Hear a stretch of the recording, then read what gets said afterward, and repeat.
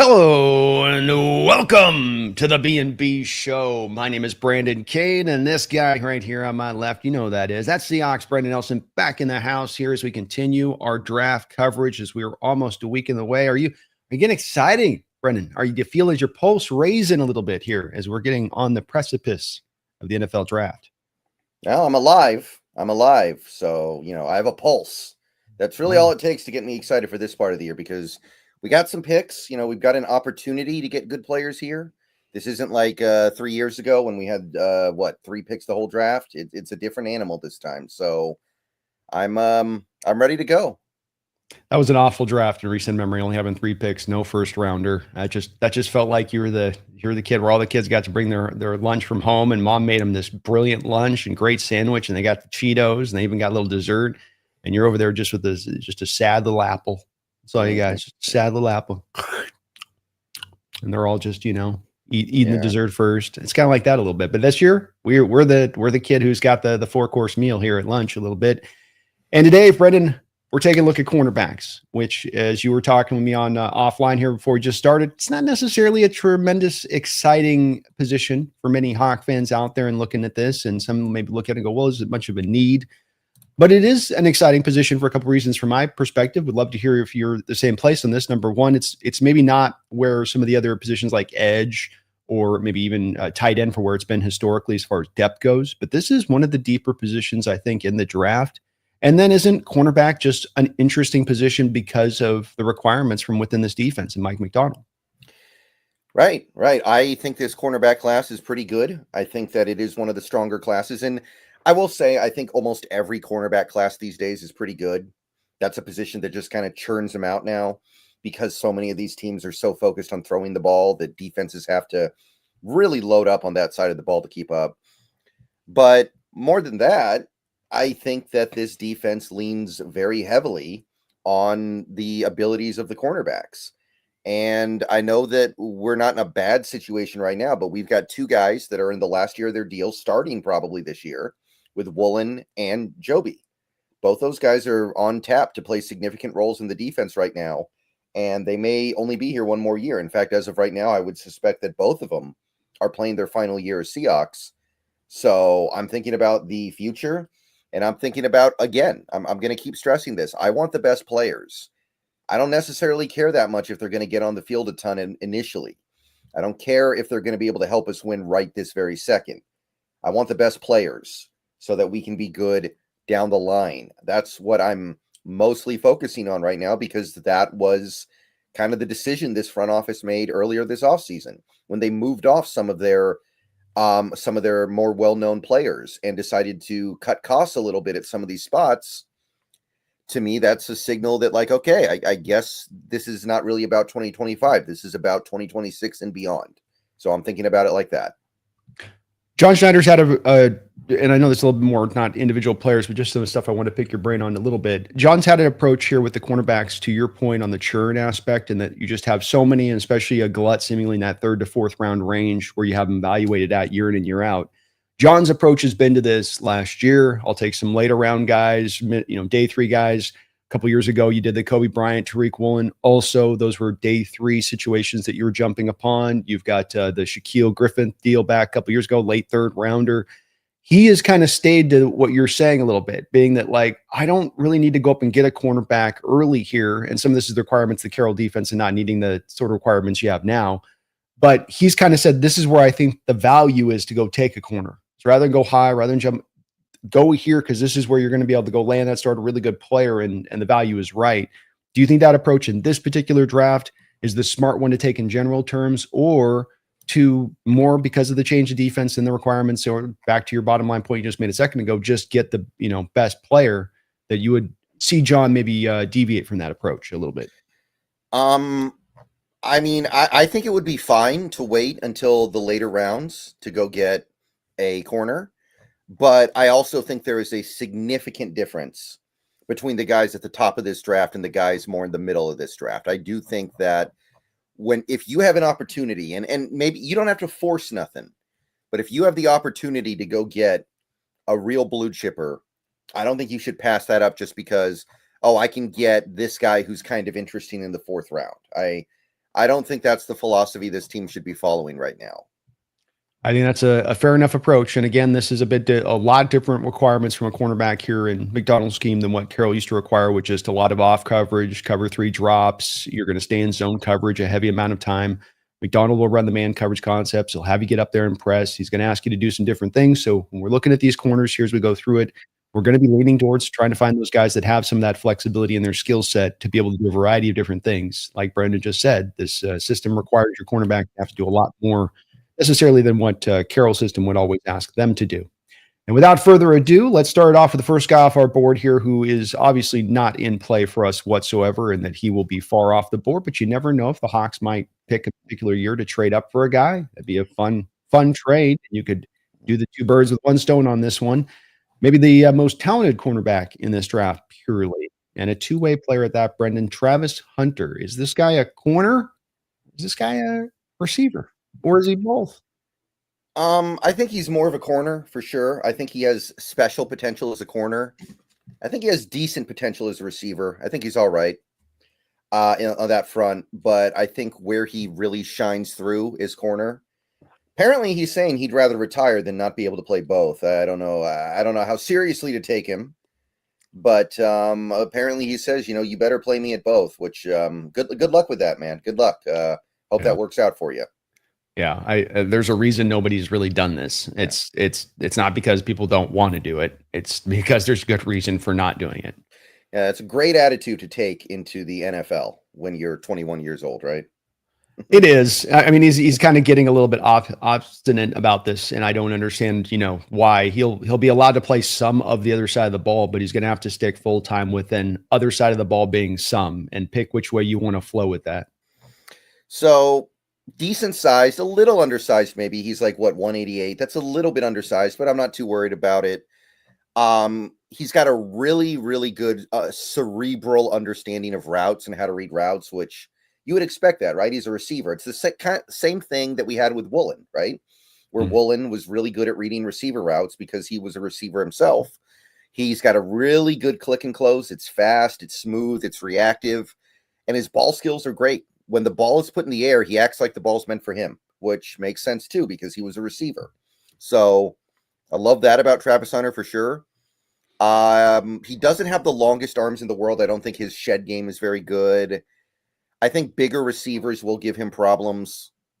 He's long-legged, which I think interferes with his ability to be really reactive in movement, which is something you're looking for from a man cover guy. So I think he's mostly a zone cover corner.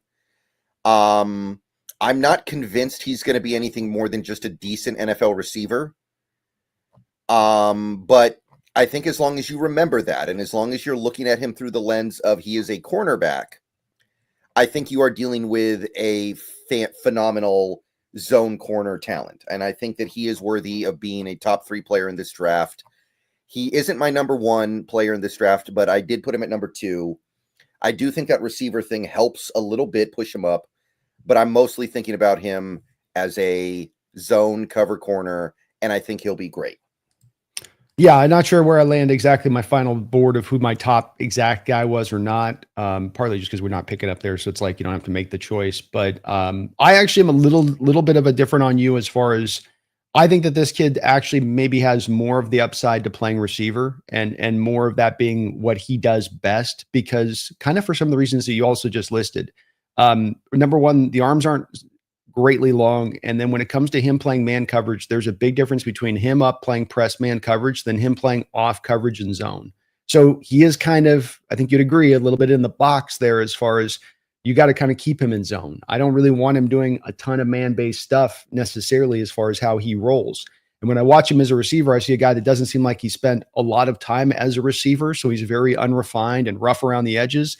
But if you gave him that time, I think full time, this is a guy that I think could become like a Garrett Wilson kind of receiver for you on the outside. It's just that he's really, I think, mainly concentrated on cornerback throughout his time. I know he's played both ways, but just feels like a guy that's got more of the background in playing corner.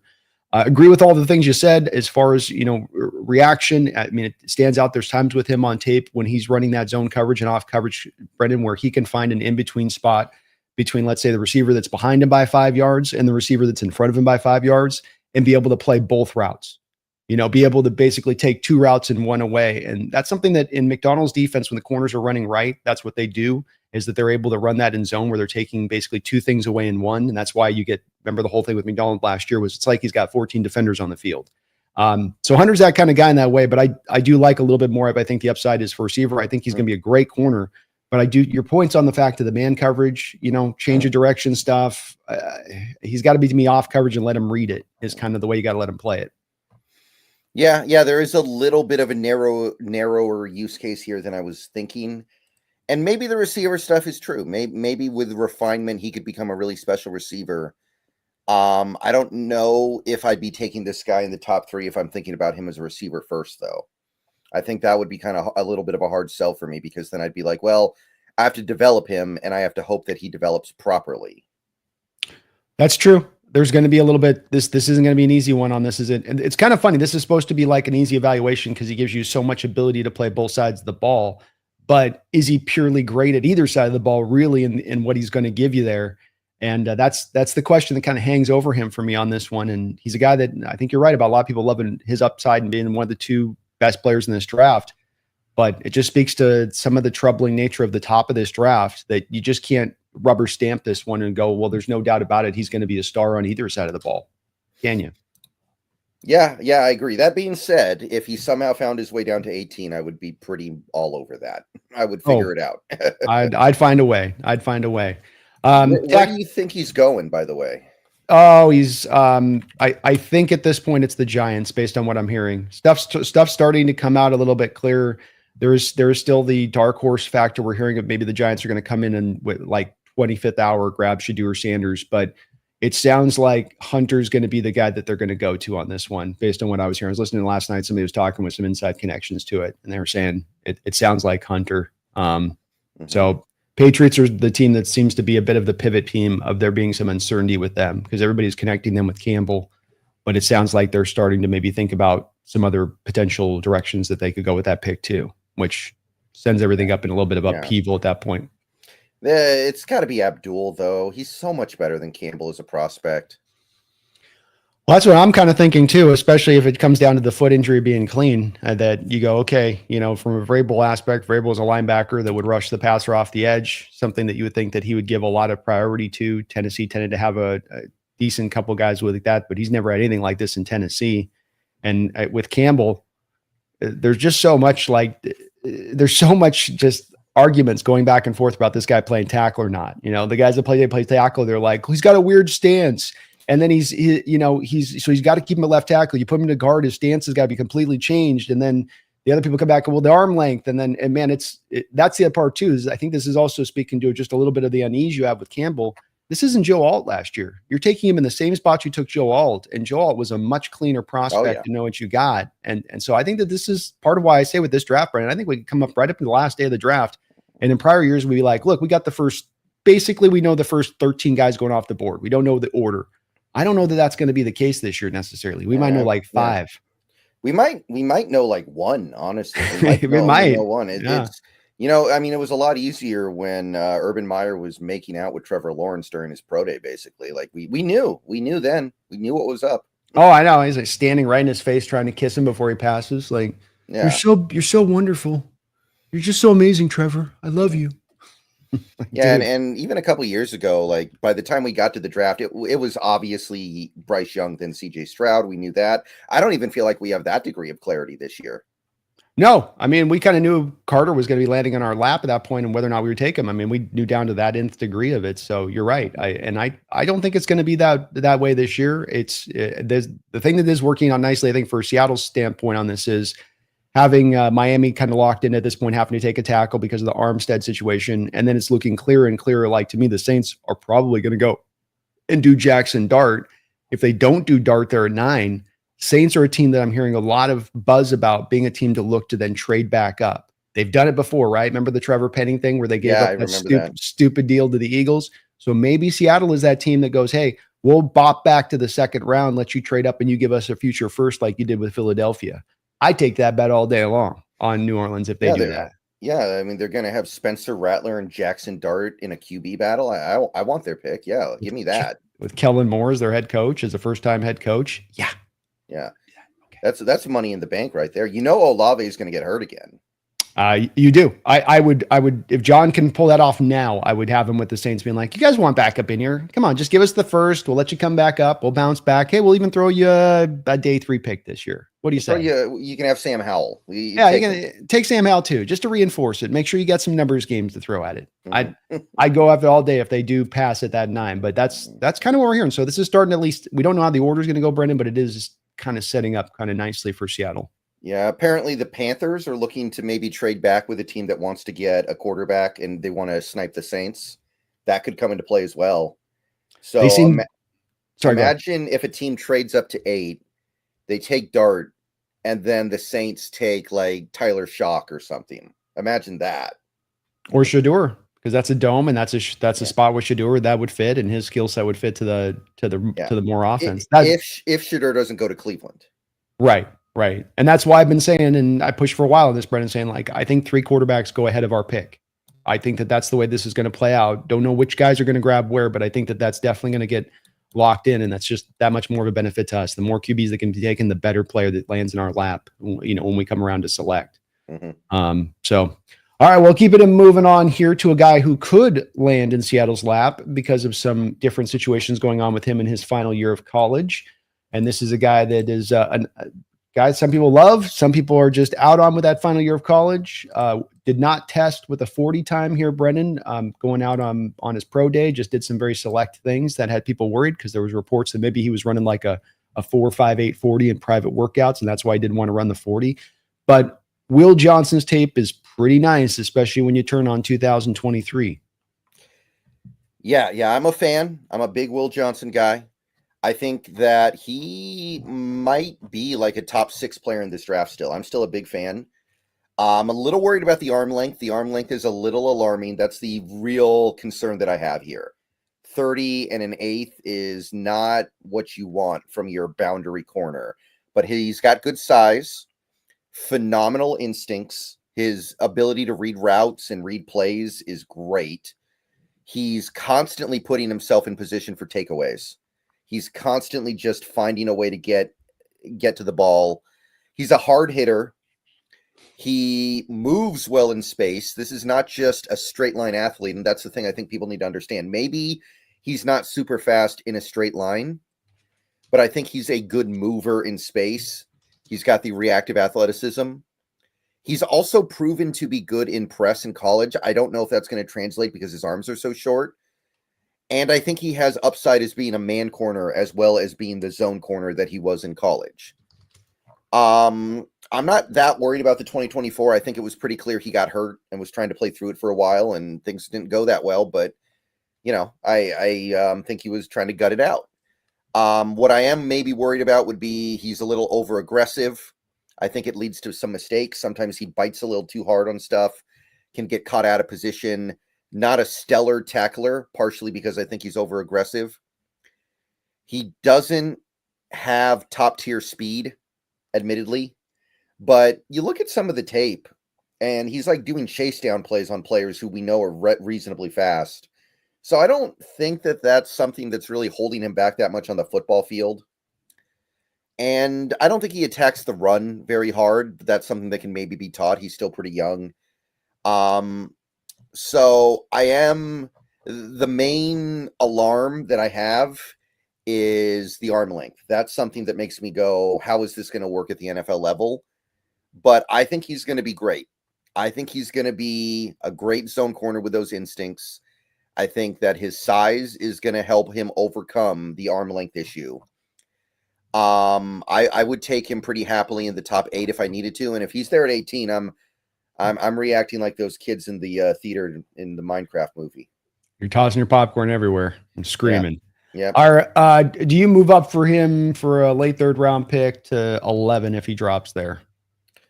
Well, 11's the Niners. They're not going to trade up. Just in that, but I mean in that general in that territory. I think so. I'm a fan. I think he's special. Yeah, I feel very similarly on this in that I don't get caught up too much on the 2024 tape. He was injured. That's going to reduce him down as a player a little bit. And I think that if you do that, you're not getting the right outlook of a player. Is the player going to be injured in the future? Is that what we're expecting with him? No, he's going to be back to his full health by to what he was in 2023. And his ability in off coverage to be reactionary and just his transitions out of his break to jump routes and run the route sometimes better than the receiver does in that off coverage and zone is as good as anybody in this draft. And I do have a little bit of hesitancy with him on some of the man stuff. If you want him to do that, he can do press and zone. But I think if you had him press man, I think you could maybe at times see him get a little bit limited by the speed on that side of it. But overall, I don't think it's going to hold him back from being a really great player in this league. Patrick Surtain was my comp. Now, Patrick Surtain ran like a 4.46 at his pro day, had a little bit longer arms. So he's not going to get to the place where Patrick Surtain got to as a player with some of the limitations that is on the table here. But he's not far off of Patrick Surtain either. I like to say, 91% of Patrick Surtain. And now I do some of these comps, and that's what I would do with Will Johnson. I think he's going to be a real good player and played in our literal defense out there at Michigan. So walks in day one knowing exactly what time it is and what he's got to do. He wasn't at Michigan when McDonald was there as the DC, right? I don't think there was that overlap, right? Well, Wink Martindale is still the defense. Remember what McDonald did is he went in there and he changed the defense over, but he trained the staff at the same point in time. Right, so, but I'm just saying there wasn't like direct physical overlap with McDonald and Johnson, right? I was wondering. No, I don't think so. No, I don't think so. But I do believe that he would be an excellent fit. Yeah, he'd be a great fit, and I would probably be able to be willing to move up too because I think that fit's so true, and I think he's going to be that good of a player, man. I got a blue chip grade, so if you can move up for a blue chipper at 11, 10, wherever in that spot, then go ahead and do it. Especially if you trust your evaluation this much. Yeah, and if these teams want to let him slip to 18, that's really exciting to me. That's something that'll get me going.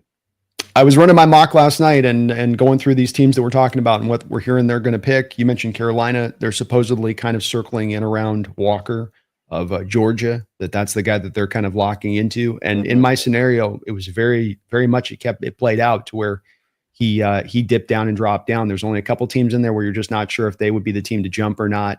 Carolina, for instance, if they don't go Walker, I think very likely could go outside corner there. But then you even have a guy like the next guy we're going to talk about here who could be where some teams have this guy even ahead of Will Johnson because of that poor 2023 showing. And that's, of course, the kid out of Texas, Jada Barron. And that's the part that could make this interesting too, is if that goes, then if he does go ahead of you, I think that does really increase the chances to like the 80th percentile, 80 percentage. Well, I can't say the word, but you know what I'm trying to say, where I think that does then open that door to being likely that Will Johnson comes to you at 18 at that point, if this kid does go. What do you think about our guy, Jada Barron? Well, I remember being really intrigued by him when the season first started, when he was like going in the 5th round on most big boards. And now I'm annoyed because I discovered him before it was cool. And now everybody thinks he's like the greatest thing ever. So it was a lot more fun when it looked like you could get him late day 3. It was a lot more fun. I'll say that. But no, he does deserve it. I think he deserves to be elevated to this point. The aggregate has him 17th right now. Got pretty good size, 194, 5'11", really, really short arms though, sub 30. So I do think that he is a slot corner for the most part, but he's not just a slot corner. I think he can also play a little bit of safety. I think Texas was even playing him at linebacker a little bit on passing downs. I don't know if you could do that in the NFL, but it does speak to his versatility. He tested pretty well overall. Lot of ball production last year, 5 interceptions. He does get targeted a lot, but I think a part of that is just because Texas, they're always ahead, so teams are always throwing the ball on him. So he's got the size that when he's in the slot, he's going to be able to really just swallow up most of these smaller slot guys. He reads and reacts really well. He's got good instincts. He's got good understanding of how to diagnose plays, sticky in man coverage, capable of moving with a guy in man coverage. Very, very competitive when the ball is up for grabs. He's great at the catch point, and he's also a fundamentally sound tackler. I feel like he's going to get a lot of flags in the NFL. I think he's going to get flagged a lot the way that he plays. I think he'll be a little bit susceptible to like the Remember the old Doug Baldwin from the slot route? Just run to the corner of the end zone. Mm-hmm. What do they call that? The skinny slot fade. Yeah, skinny fade. I think that could be a bit of a problem for him. His arm length will be an issue, sub 30 inches. So he's a lot of fun. I feel like teams got maybe they're a little bit ahead of themselves on this one. Like, I don't know if people are looking at this guy and thinking he can play on the outside. I really don't think he can. But I do think he's a first-round pick. I'd rather get past 20 before I take him, I think. I just don't know about taking a guy that I don't think is going to be a very good boundary cornerback in the in the top 20. Yeah, I feel very similarly on this one, and that he is a slot. And what's weird about him is that you look at him even from a PFF rating standpoint, and was solid throughout his career, being in the slot up until this season. Then he transitions to outside corner this year, and his PFF grade actually goes up. But I still came away going, yeah, but he needs to play in the slot. It's not going to work to me on the outside with him. He overcomes a lot of the lack of length on the outside and the diagnosing that you talked about. I see that on tape with him too, where he just anticipates where the routes are going and knows where they're going to be. And he gets himself into the right spot by doing that. But I think you're right about the grabbiness. And I think especially when he kicked to the outside, his grabby factor went kind of through the roof. And partly I think is just that he knows he's got to stay so tight with those guys because of that lack of arm length that it gets him grabbing. It gets him kind of panicking out there a little bit. He's a really good tackler, and there's definitely echoes to Devin Witherspoon's game. You talk about him going, why is he going up so high in the draft? I think it's the same reason you see a guy like Travion Henderson go so high up in the draft. It's because guys that have been recently successful at this position coming out in recent drafts are just going to drive these guys up in that way. And a guy, the kid out in Detroit and what he's been able to do as well, similar kind of player, even though he's more of a safety, but can do the slot stuff, can be like go to safety sometimes, can just be used all over the place a little bit. I think some teams going to get caught up in that. And the thing that separates him a little bit, maybe even more so than Hunter and Johnson in this first round, Brendan, he can do kind of both man and zone, where those other two guys we just talked about are really guys that probably need to be spending a majority of their time in zone coverage. Mm-hmm. Yeah, I think he could be okay in man. I think that his movement skills are going to be able to hack it there. But yeah, I just, on a fundamental level, if you know that a guy is only going to be able to play slot, like let's say Barron, he's not going to be able to do linebacker stuff in the NFL. I don't think even on passing downs, that's probably a little much. If he's not going to be able to do safety stuff, if he's just a slot corner, could you really justify taking him in the top 20? I feel like the answer is no. I think you can because of the recent, I think if it was 8 years ago, yes, you're right. I think that where the game is at currently and where it's heading, I think the answer is yes, you can.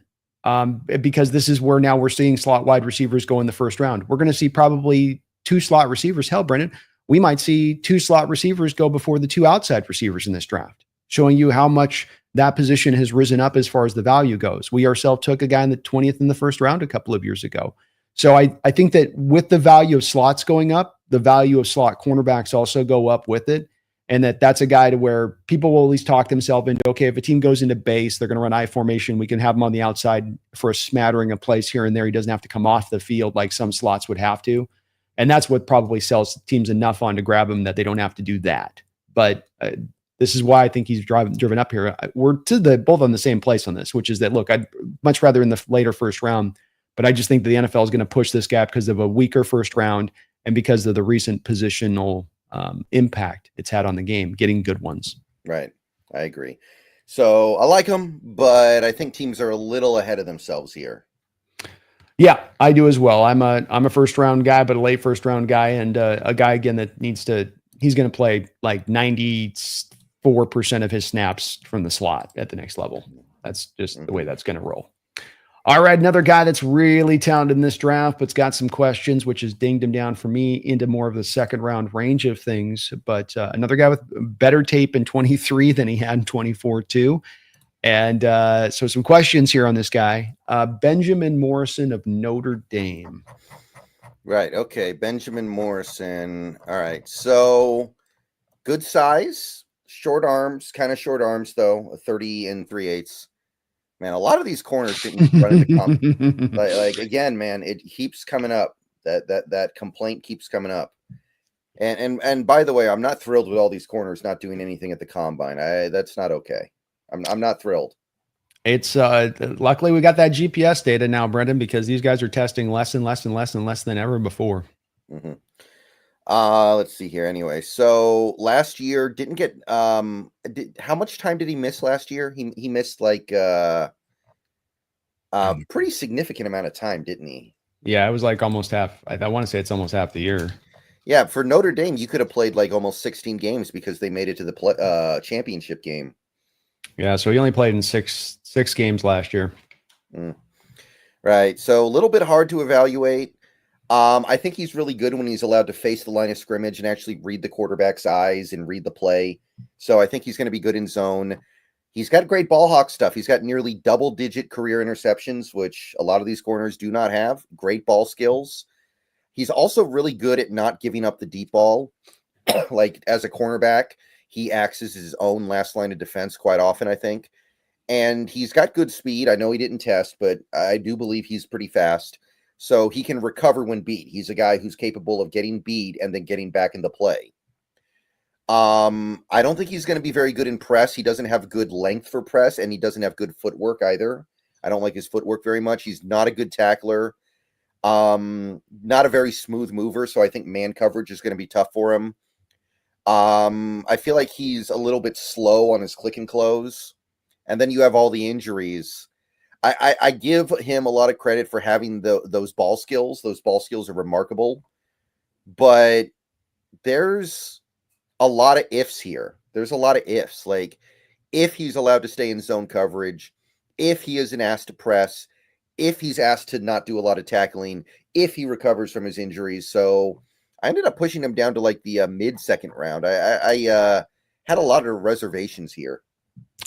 Yeah, I'm probably a little less on the reservations, though there's some problems still to his game for sure. I liked him a little more, I think, impressed than where you're at with it. I'm not saying he was dominant with it, but I did like him a little bit more with that. Really near special ability to keep his hips patient on the drop into coverage. There's just no panic. He never turns his hips in the wrong direction. He's always in the right place, and the receiver is going to be at the stem of his route and make that break and cut where he can jump on top of the route. Gets his head turned around for the ball. He can do both two things to me, Brendan, where he can both get around and have ball skills to take it away. And also, if he's late to just being able to get his hands in there to make the play, he's still able to really be a mangler and tear that ball out of the hands of the receiver at that moment of truth. So a really hard guy to get completions on, in my opinion. There are times where I swear he's running in man coverage and he's able to still keep his eye on the quarterback. Part of why I think he has that ability to go get the ball is that he can just kind of feel where his guy's at and then still kind of have like two eyes going in different directions and still be able to then go make the play on the ball, which I really liked about him. Just solidly built. He looks bigger on film than the 6'1" 190 that he's listed at. He's just a really well put together, strong defender. Tackling came a little bit forward this year, but that's part of getting the season cut short. You didn't get a long view of it because that was a little bit of an issue coming into the season for me. But I think that he would have been a 90th percentile, upper 90th percentile athlete for the position if he had tested. I lean back a little bit on that. The arm length is a little bit worrisome, but didn't really hold him back in college when he was healthy. So I do put him hardly still about the same place. Middle second round is where I land at with him. But that's also with there's the hip surgery that he just had, has a wrist thing going on in addition to it. So that's also a little bit of this coming into the factor here. Yeah, I put him there too. The ball skills are really hard to deny. He's a phenomenal takeaway artist. Yeah. And just no give up. I mean, he's so competitive at the catch point. You know what I mean? Like when that ball's in the air, he's going to increase that extra gear to get to it. He's going to do, it's like he's going to fight his butt off to get back into that play. And I love watching that with him on tape. Mm-hmm. I agree. Next guy up for me in the second round, another guy that I think, is kind of being slept on a little bit. Other the corners getting talked about a little bit more than this guy is, but a guy that's been, I think, a riser here through this pre-draft process, and that is going to be Trey Amos of Ole Miss. All right, so Trey Amos, Ole Miss, good size, pretty decent arm length. Ran a 1.6 10-yard split, which is not what you really want to do. Not necessarily slow either. It's weird. You almost never see that, the 1.6 10-yard split, but then he finishes strong with the 4.43 on the 40. Kind of weird. 32.5-inch broad is kind of vertical jump is kind of embarrassing for a corner too. So mixed bag with the testing. We'll leave it at that. Yeah. Big time ball hawk last year, 13 pass breakups, which is one of the higher numbers in college football. Very good at taking away the deep ball. He's really good at making sure that he doesn't let stuff get over his head. Really good in press. He's really good at taking away quick, short completions because he's good in press. Quickness and agility to hang in man coverage as well. His ability to like dive at the last second to get himself into the catch window is really good. He's very physical, not afraid to get his hands dirty. And I think his reading abilities lend themselves well to zone. Some of the concerns I have would be double moves. I think he will bite on fakes and misdirection. He's not very good in run support, which is disappointing because he does have some size. I would expect a little bit better. I think his click and close is a little bit delayed. His ball tracking isn't quite where you'd want it to be in terms of putting himself in position to take it away, I feel like. There is some development that needs to happen here. So I ended up putting him in the middle second round as well. I think there's a good flexibility to play multiple schemes. I like the fact that he should be able to play press. You're going to find somewhere where this guy can help you. So I went with middle second. Yeah, press zone cornerback is kind of how I saw him at his best. And I think that this is one of those things, the 1.6 and the 32.5-inch for our factors. You want to think about him because like that's explosiveness scores. I don't know if I saw as much on the tape there being a limited side to that you'd expect by the testing times, if that makes sense, Brendan. And I think you agree with that on it, where it's worrisome, but it didn't show up on tape glaringly. So last year, one of my favorite success stories for me in doing our draft coverage was looking at Kool-Aid McKinstry and saying that this guy reminds me of Marcus Lattimore, pure kind of calm. And then what did the Saints do? The same team that took Marcus Lattimore, they ended up drafting Kool-Aid McKinstry. And I swear to the God to this day that I think the reason they did that, Brendan, was because of the fact that they saw the same echoes of that player in them. And this guy, I see the same echoes of the player in him. Just very similar kind of players, very feisty, very light on their feet, just can always stop and start, stay with the man in coverage, kind of best in zone, can do a little smattering of man, even down to like you talked about the tackling stuff. There's a willingness to get off the blocks. Just sometimes he feels light on tape. He's also got this move where he tries to do this like spin move off the block with receivers when they're doing it. And sometimes he spins and he's right there to make the play. Sometimes he spins in the wrong direction and takes himself out of the play for the tackle, which just was kind of like annoying at times where it's like, dude, don't get too cute here. Just fight off the thing and at least force the leverage back inside. You want to, if you're not making the tackle, sometimes force him back to your help. Don't bail out and give him the backdoor escape that you're kind of doing so in those moments. But I think that he's just a pretty safe player and that maybe his upside isn't tremendous, but the floor is really strong with him, I think. And he is willing as a tackler, so maybe that can improve with time. It's not so much he's just making business decisions as he's just sometimes just bounces off guys. It just feels light, shorter arms, that type of thing. But I think he'll make it work like Lattimore and McKinstry did last year. So I think he's solidly placed in the second round. Yeah, I like him. I think that I wish he was a little bit better in run support, but I also think it's fixable. I don't think it's something where it's just like, oh, he'll never be good in run support. Agreed. The willingness is there. And so many of these corners we watch on tape, we're going to talk about a few of them here. The willingness is not there. You can see them just doing the, they call it the brother-in-law plays where it's like, it's my brother-in-law on the other side. We're just going to both give out the bare minimum effort. And look, I ain't going to do nothing. You ain't going to do nothing. We'll let the others decide this as far as the run game goes. And he's not that kind of guy with that. All right. Keeping it moving here to the guy that is someone the Seahawks have actually met with and one of the more intriguing cornerbacks in this entire draft. Really long guy, cut high. Man's name is Siobhan Revell. East Carolina. Yeah, East Carolina. I think they're like the Pirates or something. That's right. Pirates, East Carolina Pirates. Yeah, I'm a big fan of Revell Jr. This is the kind of corner that Pete Carroll would have really loved. Oh, yeah. This is a big, long, lean, long-armed corner. Only 1 year of significant production, but it was a really good year. It was 2023. He missed most of 2024 with a pretty big injury, and that's no joke, by the way. We need to know more about that. Probably why we met with him. That may have had something to do with it. But 13 passes broken up, 19 of 43 completions allowed when targeted, which is really good.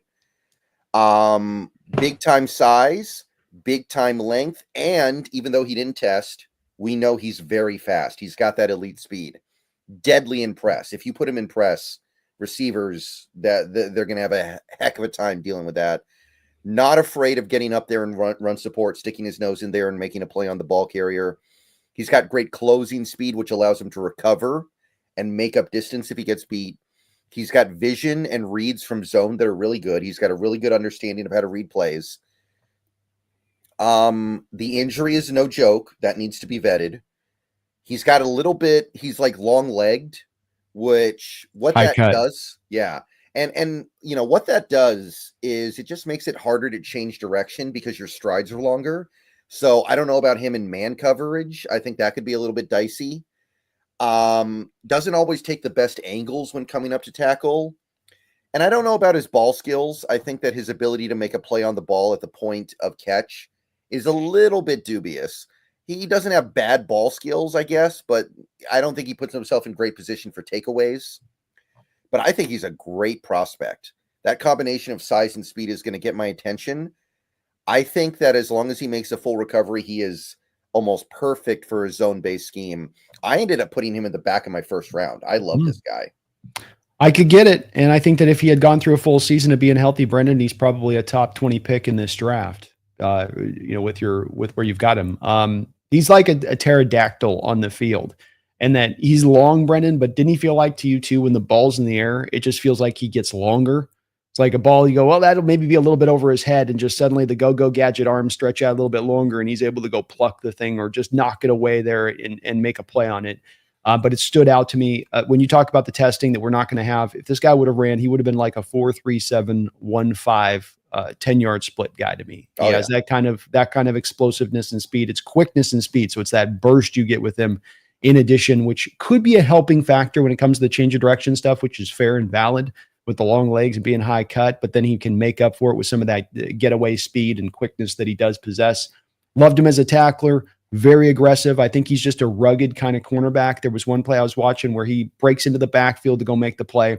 Colston Loveland's coming back around for the Michigan Wolverines on a crackback block, hits him, and I mean lights him up. And as he's getting lit up, still gets in there and gets his hands on the running back and drags him down. You think, man, he's going to roll around on the ground a little bit. Colston got him there, and he just pops right back up like it's no thing and goes right back to the huddle. Just a great play. And I mean, Colston lit him up, still made the tackle though. And he's like that where he'll take the pain and go make the tackle. He's not a guy, there's anything close to making kind of business decisions. The ball skills you talk about are also valid. I think some of it just comes from him being a little bit late to get his head turned around, and that he just doesn't have that, I'm watching the quarterback. He's locking in on trying to stay glued to his guy more than he's looking back at the quarterback at times, which just prevents him from having some more picks because he has times where he's in the right position where he could go get him if he just did get that head turned around a little bit. But some guys got ball skills, some guys don't. Either have it or you kind of don't on that. But I love the player, man, and I don't know if I'd go first round because of the injury side and coming off like he is, but if he can come back from it, first round talent, no doubt about that. I do have him in the second round, but a first round talent. I don't think I'd be too happy getting him at 18. I don't think I'd be angry, but I'd hope you could trade back a little bit if you're going for this guy. But I really like Revel. I do too. I think he's a fun player. Mm-hmm. Okay, well, that's my last of my second round guys. This next guy that I've got up, do you have him in your second round being Azareye'h Thomas of Florida State, or do you got him cracked in the third round like I do? I had him at the very back end of my second round. Okay. Very back end.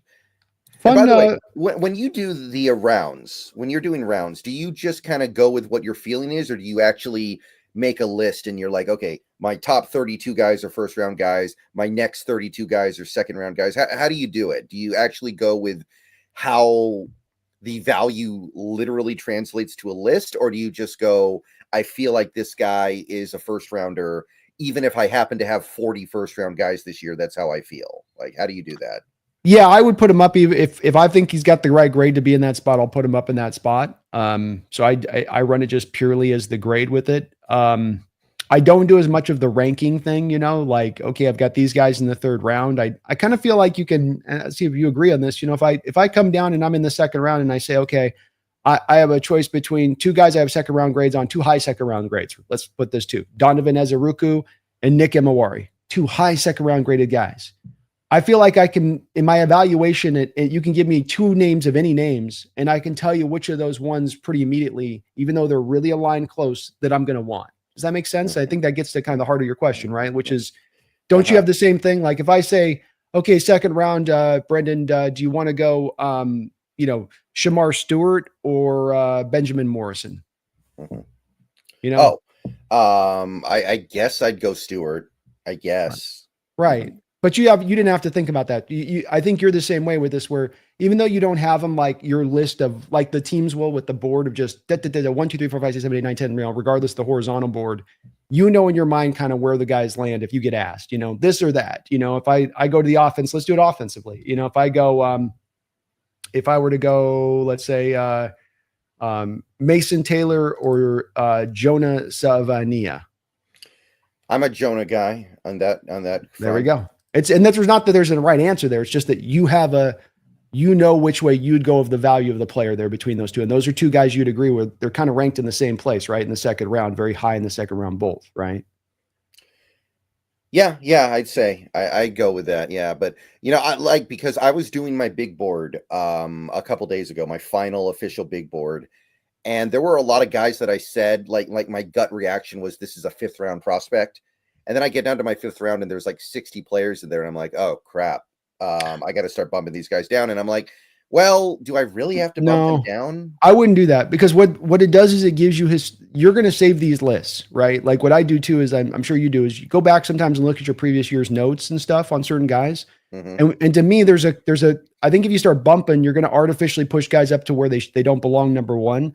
But number two, it's that you got them in the right spot. And what my opinion is on that is that there's a draw in this game, the paralysis by analysis thing. There's a draw to start doing a little bit too moving around of guys versus your initial instinct tends to be the right one on the guys, and where you put them is the right one.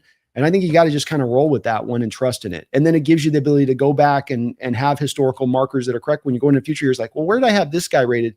Well, did you bump that guy up or did you actually have him rated here?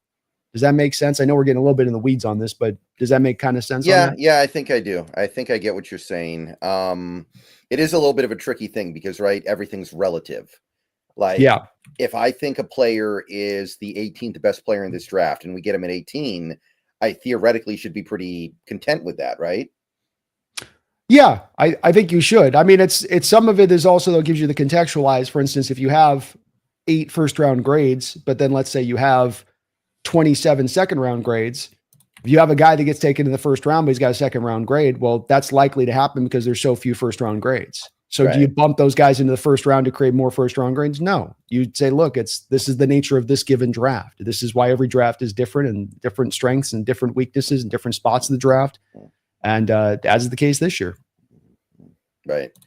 All right. So I just wanted to go over that a little bit. I think that's an interesting discussion. Yeah, absolutely. No, it's fun to try to figure out that stuff out, but got to keep them where you got to put, man. Like this year, I've got a load of guys in the 4th, 5th round. That's where the huge glut of my horizontal board is going to be kind of at. But I've also, first, second round, I had more first and second rounders cumulatively this year than I did last year by about 9 more extra this year. All right. Nice. Anyway, Azareye'h Thomas, I did actually learn how to pronounce his name for the video I did on him, but I forgot what it is now. But it's like Azareye'h. Azareye'h. Something like that. But anyway, he's big, got good size, almost 200 pounds, long arms. Love that. A middle second rounder on the big boards. He's a really good press corner. Really going to snuff out anything short and quick because he's so long. He's just able to get in there, and you really can't get anything past him early in the rep. Uses his length well to get his hand on a lot of passes. He's aggressive in the way he attacks the run. But as the play goes on, his speed will betray him. He's not very fast, not very quick. So if you put him in man, opposing corners, receivers are going to get to break away from him over time.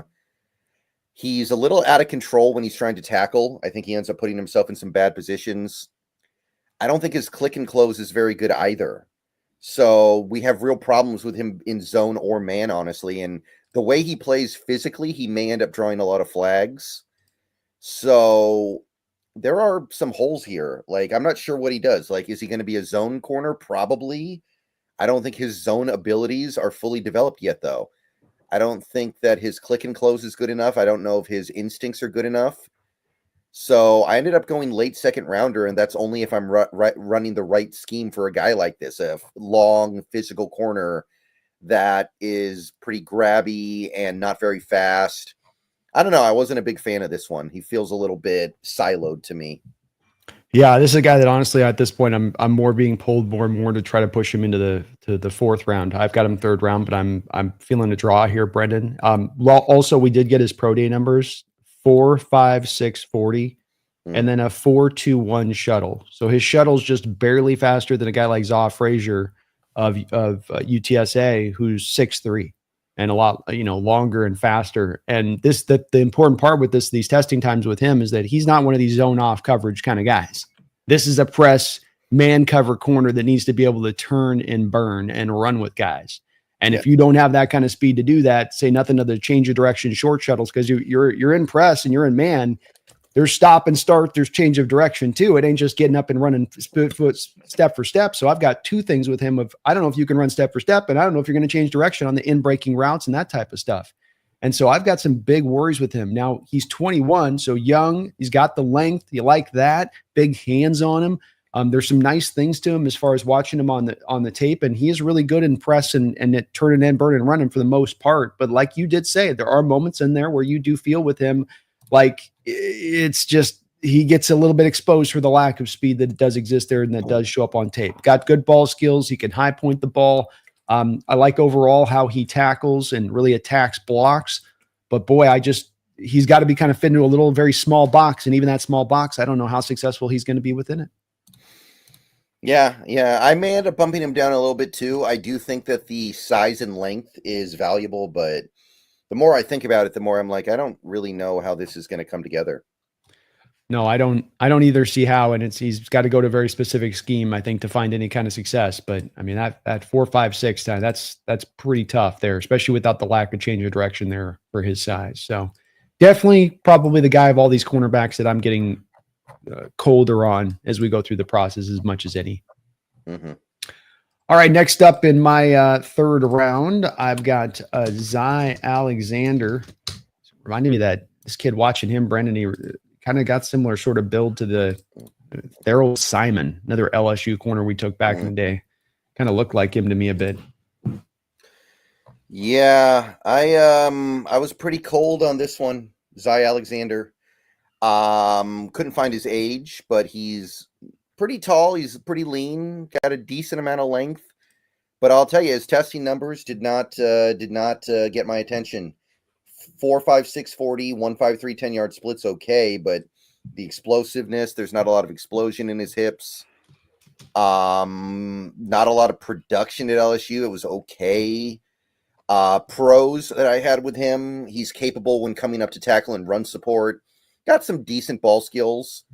Did play a little bit of safety at LSU. Maybe that provides value. Maybe you end up finding out later that, hey, he's not really a corner, but maybe he's a safety, kind of like we did with Kobe Bryant now, it feels like. He's got some pretty good fundamentals. He's pretty sticky in man. Not very effective in press. He's gotten injured a lot in his career. I know he's got a track record of injuries. I know he's missed some pretty significant time in his career. Did not test well at all, which was not expected. I think he was expected to be a little better than that. He is lean, and that he might need to add a little bit of weight in the NFL. Still has to find another gear when coming up to make tackles. He's willing, but I think he needs to take it up another notch to make up for some of these athletic shortcomings. So I kind of feel like he's going to be a guy who's adequate in most areas, but he's not actually going to be good at anything. So I actually went early 5th rounder on this one. I couldn't get into him at all. Yeah, I definitely liked a little bit more of his game. I think you mentioned, I think there's just a lot of clean aspects to his game without there being any kind of glaring hole, I think, to his game on the side of it. Now the testing times aren't great. That's to be sure. You want to see a little bit better there. I like him as just a guy that you get him, you're going to play against this guy on the other side of it. You're in a 12-round fight, he's going to be a press guy that's going to come up and just try to knock you around and be really physical. I hadn't thought about the safety transition, but I think that's maybe a valid approach with him because he is such a good tackler and how he attacks the line of scrimmage with really a sense of urgency that's very unusual for cornerbacks. Most of these guys just do their bare minimum kind of stuff. I like just the steady improvement that you got to see from this guy over his career. Last year, went from the previous year of giving up 445 yards in coverage to only giving up 204. Even down to how he was targeted 48 times the prior year, gave up 29 receptions, targeted 46 times this year, gave up only 20 receptions for 200 yards. mean, that's a big jump of improvement from him as far as his coverage goes from one year to the next. And that's one thing I do kind of get caught up on, guys, is do I see that improvement, especially for a guy like this that's played 2,500 snaps in his college career, that I saw the steady improvement from him throughout that time. Ball skills are a little suspect. He's got a couple of Hail Mary interceptions on the books this year. And so I don't think you're going to get a lot with him on that. There's not any great plus side to his game either, but there's not any great negative side to it. It's going to be kind of a boring sort of, to me, third round pick, but a guy that should be a day one starter ready to go that gives you a pretty complete game if you do take him in the third round to me. Yeah, I just got the sense that he was going to be one of those guys who was okay at everything, but not actually good at anything. It's possible. I mean, I think he's going to be a pretty good press zone kind of corner in that way because he plays it smart and he's going to go attack the run off zone. So he's not going to get hung up on the receiver's block. He'll be a factor in that play of things.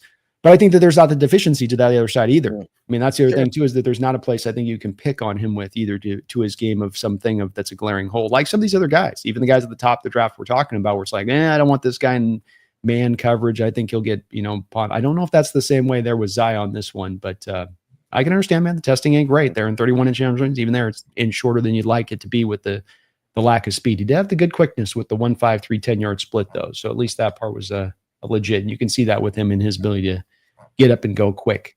He's got the vroom vroom.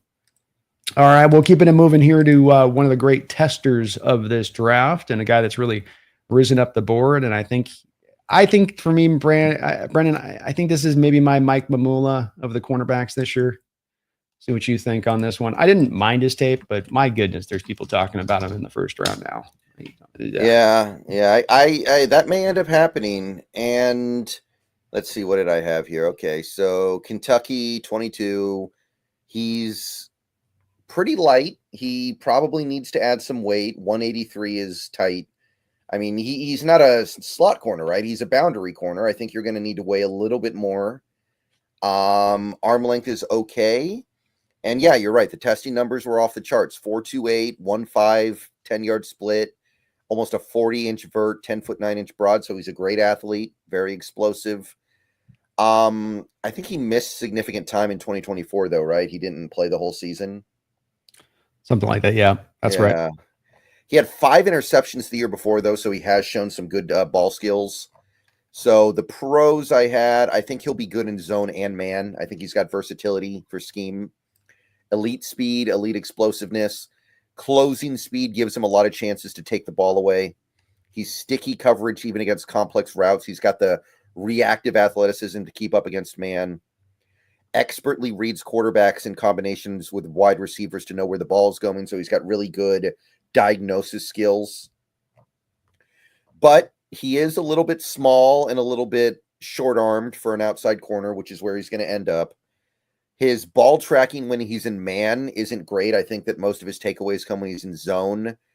Really doesn't offer anything in run support and tackling, which would be a problem in this defense in particular off the top of my head.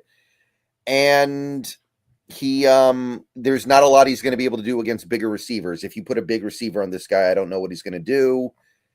Missed most of 2024 is what I have in my notes. So I'm guessing he played like 4 or 5 games. So tremendous athlete. I think he can get away with being smaller because he is so fast, but I had to dock him a little bit just because of the tackling. I ended up putting him in like the middle second round, maybe even late second round. Like, I think that hole in his game is never going away, and that's something that you really kind of need in this defense in particular.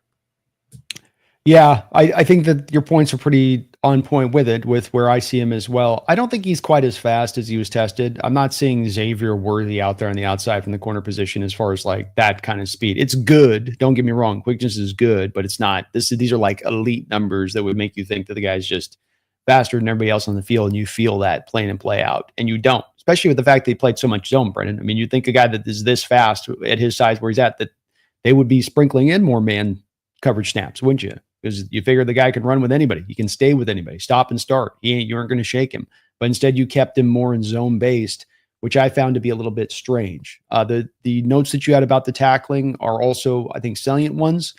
He's undersized. He will reasonably kind of try to get off blocks. I think even that's kind of subpar, but the tackling would be average at best to slightly below average. And I think you're also correct on this point in the bigger receivers. I think bigger receivers are going to both bully him in the run game, where he's going to have a hard time getting off those blocks. And I think that at the catch point with the shorter arms and stuff, there's going to be times where those guys are going to be able to just outleap him, your Drake London types or your Tatora McMillan types. I think give this kind of player a lot of problems at the next level. And that's why I did put him into the third round. Yeah, I couldn't quite take him down that far. He is still a really, really good athlete, but I ended up not liking him as much as I thought I would. Yep. I wanted to like him more, man. I just didn't. I just felt like the last year having the injury is the big part where that sucks for him because it held him back, and he might have given you that year to lock some of this stuff down where you got to lean back on the 23 tape and just hold into that. A lot of these guys take that final year step, which is significant, and he just wasn't given that opportunity because of the injuries, which isn't necessarily his fault. So a little bit of some advanced math to be done with him on this one too, that I could be missing on a bit. Mm-hmm. Okay, next guy up on my list is guy's been a bit of a riser for me. I might be a little bit like him a little bit more than you do on this. Got a fun name, Mello Dotson, the Kansas cornerback. Yeah, Mello Dotson, interesting candidate here. Kansas corner. I think Kansas had 2 corners this year that are kind of slow and big, and they find a way to be effective with the other guy, Kobe Bryant, who I think we'll talk about a little later today as well. Yep. So he's got good size, got pretty good length. Did not test well at all, but that wasn't unexpected. He runs like a 4.6 40, but that was kind of anticipated. Not explosive, not really a fast mover at all. But the man can take away the football like few others. He's got 9 picks in the last 2 seasons. So he's constantly finding his way to the ball. 18 passes broken up, which is a lot for a college corner. So he's got the size to play on the boundary in the NFL. Lots and lots of ball skills, lots of collegiate experience. I think he was like a 4-year starter at Kansas or something. He's got a great click and close, a lot of big plays. I think he had like 3 pick sixes last year. So when he gets the ball in his hands, he's a threat to go all the way back. He's got a great instinctive understanding of how to play zone defense. Now there is definitely a clear limitation here. He's very slow. He's not going to be able to cover downfield. Can't imagine him doing man coverage at all. He gives up a lot of completions due to his lack of speed. So you're going to have to keep him out of those situations. And I don't think he's as good of a tackler as I was hoping. I think he's got to improve in that area a little bit. So I ended up putting him, I think, initially in about my 4th round. Because there were so many corners in this draft, I ended up bumping him down, but that was kind of like that artificial thing. I think he's like a 4th rounder. His ball hawk skills are very, very appealing, but there's a narrow use case here overall.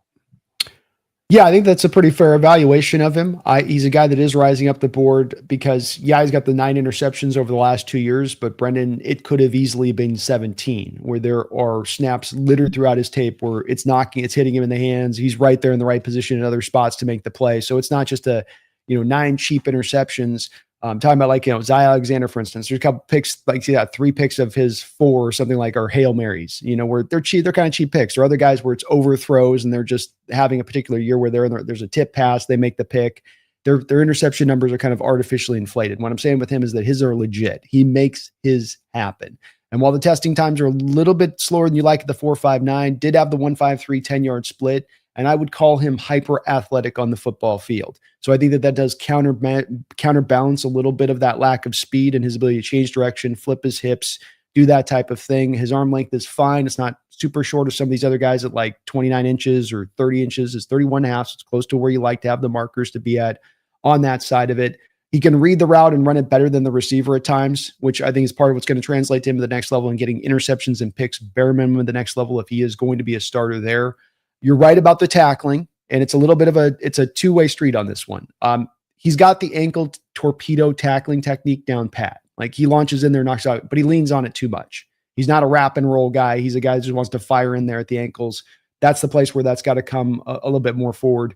He's very hard to predict in his movements. He's just a long day at the office for wide receivers, and it's almost chaotic, Brendan, but it's controlled chaos in the way he plays it in that way.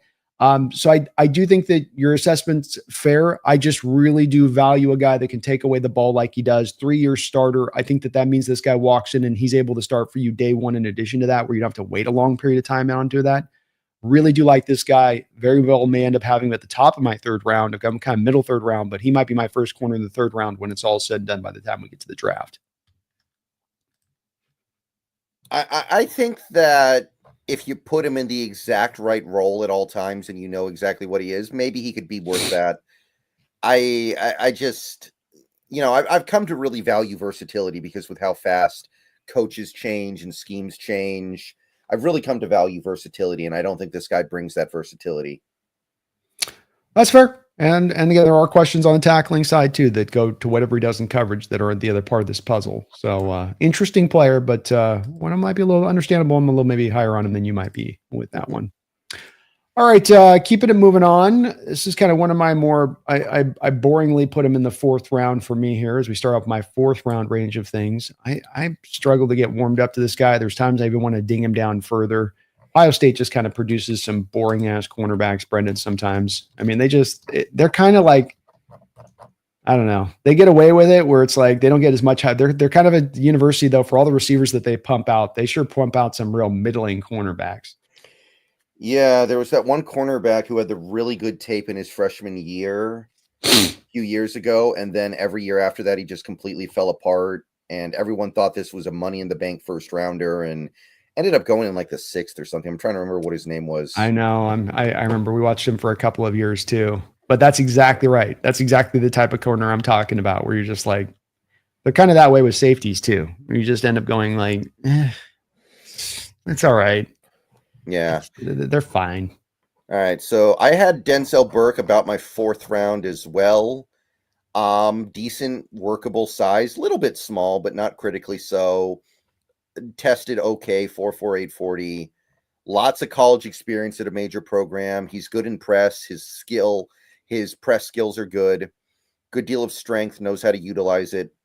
He's aggressive when he comes up to make tackles. I think he's going to be good in run support. He's good. He's a good mover. I think he'll be good in man. I feel like he's a little indecisive, and that costs him opportunities to make plays. I feel like occasionally he can be a little bit indecisive when breaking on his read. Doesn't have great speed, so speedier receivers are going to break away from him on a man cover opportunity. I don't know. His click and close is a little bit hesitant, I think. And I do think he's best suited to stay in zone, but he's got to clean that up a little bit. You got to be a little bit more decisive to gun it when you feel like the play is breaking a certain way. So just kind of okay. I think he's worth a round 4 pick. He's got okay measurables. He's got an okay list of strengths. He's got an okay list of weaknesses. Everything's just kind of okay here. Yeah, he's like the man cover version. Shaquille Griffin was a zone cover corner. This guy's to me the man cover corner equivalent of Shaquille Griffin. It's just like he'll get the job kind of done, but it is not going to impress you or wow you in how he does it. Speed's there, but he's got a little bit of some lateral bounce, which is suspect. I think his hips are a little stiff. His change of direction has me slightly worried. Also, kind of when you watch a guy like this going in the final year and they take the step backwards, to me, Brendan, that's a big red flag. It was 111th rated corner in 23, and I think he was like the 200 and something in 24. He allowed 80% catch rate this year, Brendan. 80% of the passes thrown his way, he allowed completions on this past season. Including he had one for 77 yards where he got roasted over the top in the Oregon game.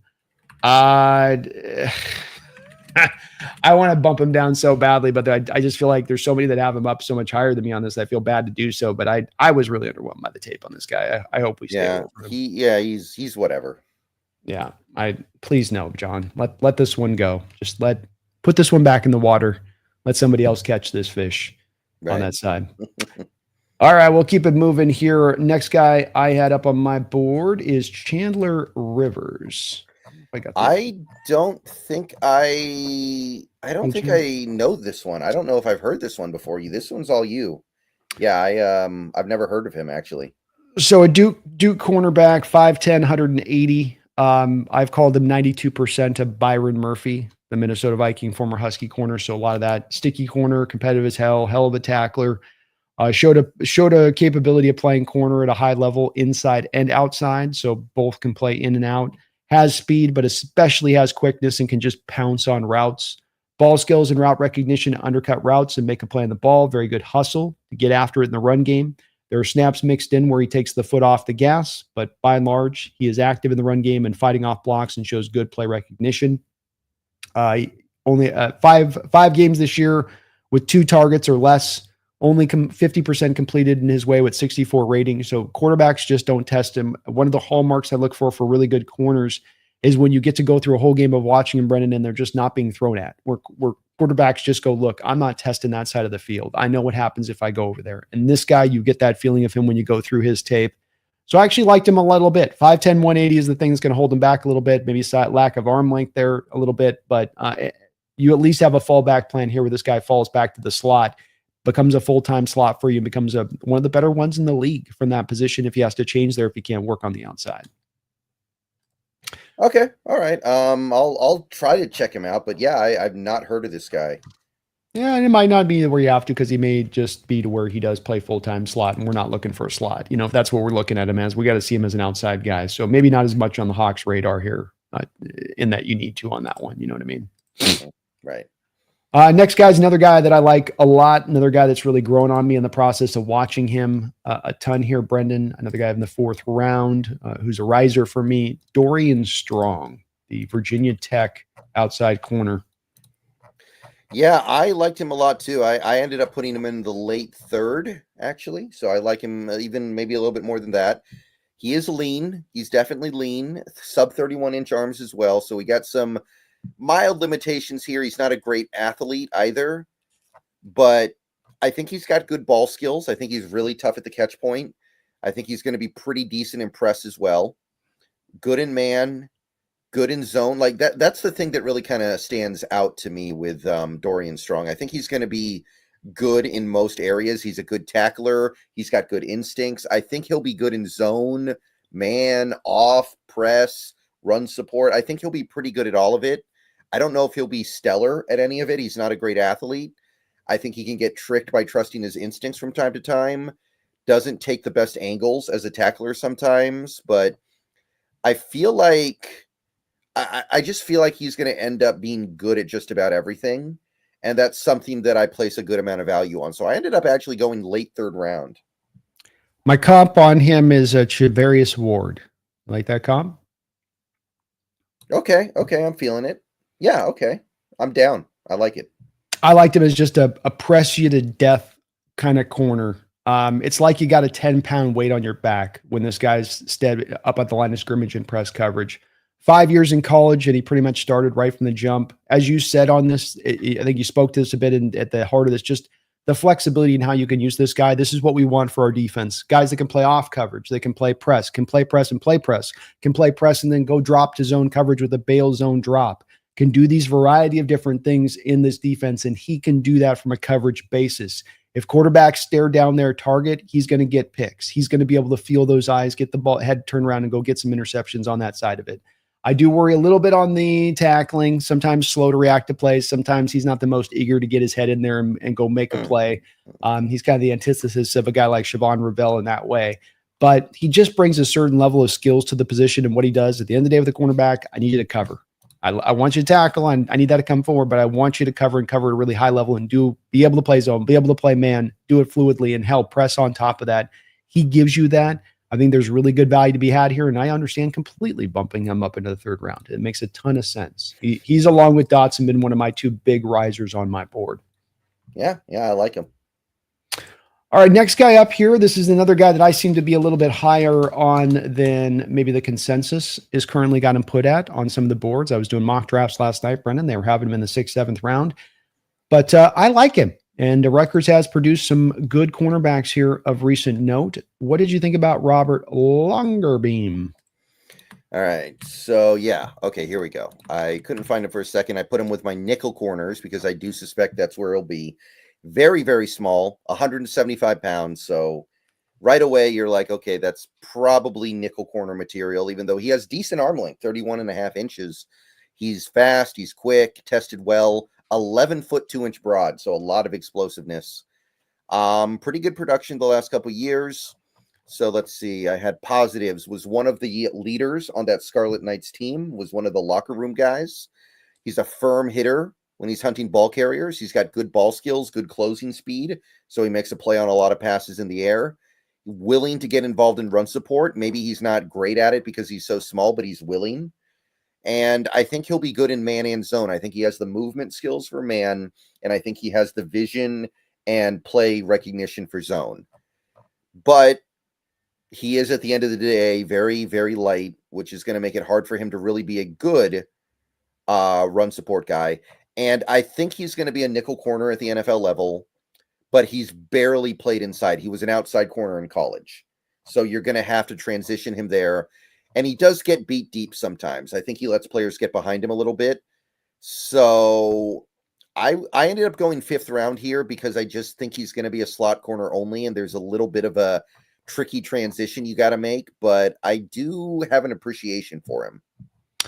And I had him up a little bit higher because I do think that he is going to play on the outside at the next level, that he'll have just enough length to be able to do that on that side, and the speed and quickness is there to do it. In addition to that, like you said, he's only got 12 snaps out of the slot last year, so he's just not used in that way at all, which doesn't mean he can't be used there in the NFL with the stuff. I'm not saying that, but just that he has played really well on the outside. I think, too, when you come to look at his completions, 71 catches over the past 2 years, targeted 132 times. And when I watched the tape with it, Brendan, it's a lot of him in off coverage and dropping to bail technique. It's the old Carroll cover 3 stuff. And there's a few corners in this draft where what's going to happen with those kind of guys are going to get picked on underneath with the under routes, the quick short completions in front of them. He doesn't give up a lot of necessarily pure yardage on the back of those completions. It's just that's what the coverage is asking him to do. Really interesting is that when you have him in a kind of a condensed split where his receiver goes in motion and then he's got to get down on the line of scrimmage, they would then blitz him as a run defender in those moments. And he was absolutely a demon in the run game and making TFLs in the backfield. When you condense down and get that guy in motion, you get receivers to one side of the field and there's nobody the other side, but he kind of stays over to that side. He's only showed by PFF as blitzing 5 times. So they're not counting these as blitzes, but he's a great run blitzer essentially when he's coming off that edge. I don't know if it's necessarily that the injuries popped up last year and held him back in this way, but he took a big step backwards as far as tackling goes. And I do think that maybe some of that was the injury because it was kind of like a wet paper towel last year, sometimes in tackling attempts. But the previous year, he was really good with it. So I just like him a little bit better than you on that side. I think he's really explosive, and I do think he's going to be able to work on the outside. Got him in the 4th. I'd be surprised if he found a way to make it at the outside at 175. So we'll see. We'll see. That's there are some guys out in the league that are doing that. So I know we talk about historical markers. Is there guys in the league right now at that size doing it? Yeah, I can probably find a good 15 corners on the outside in the league that are at this size making it work.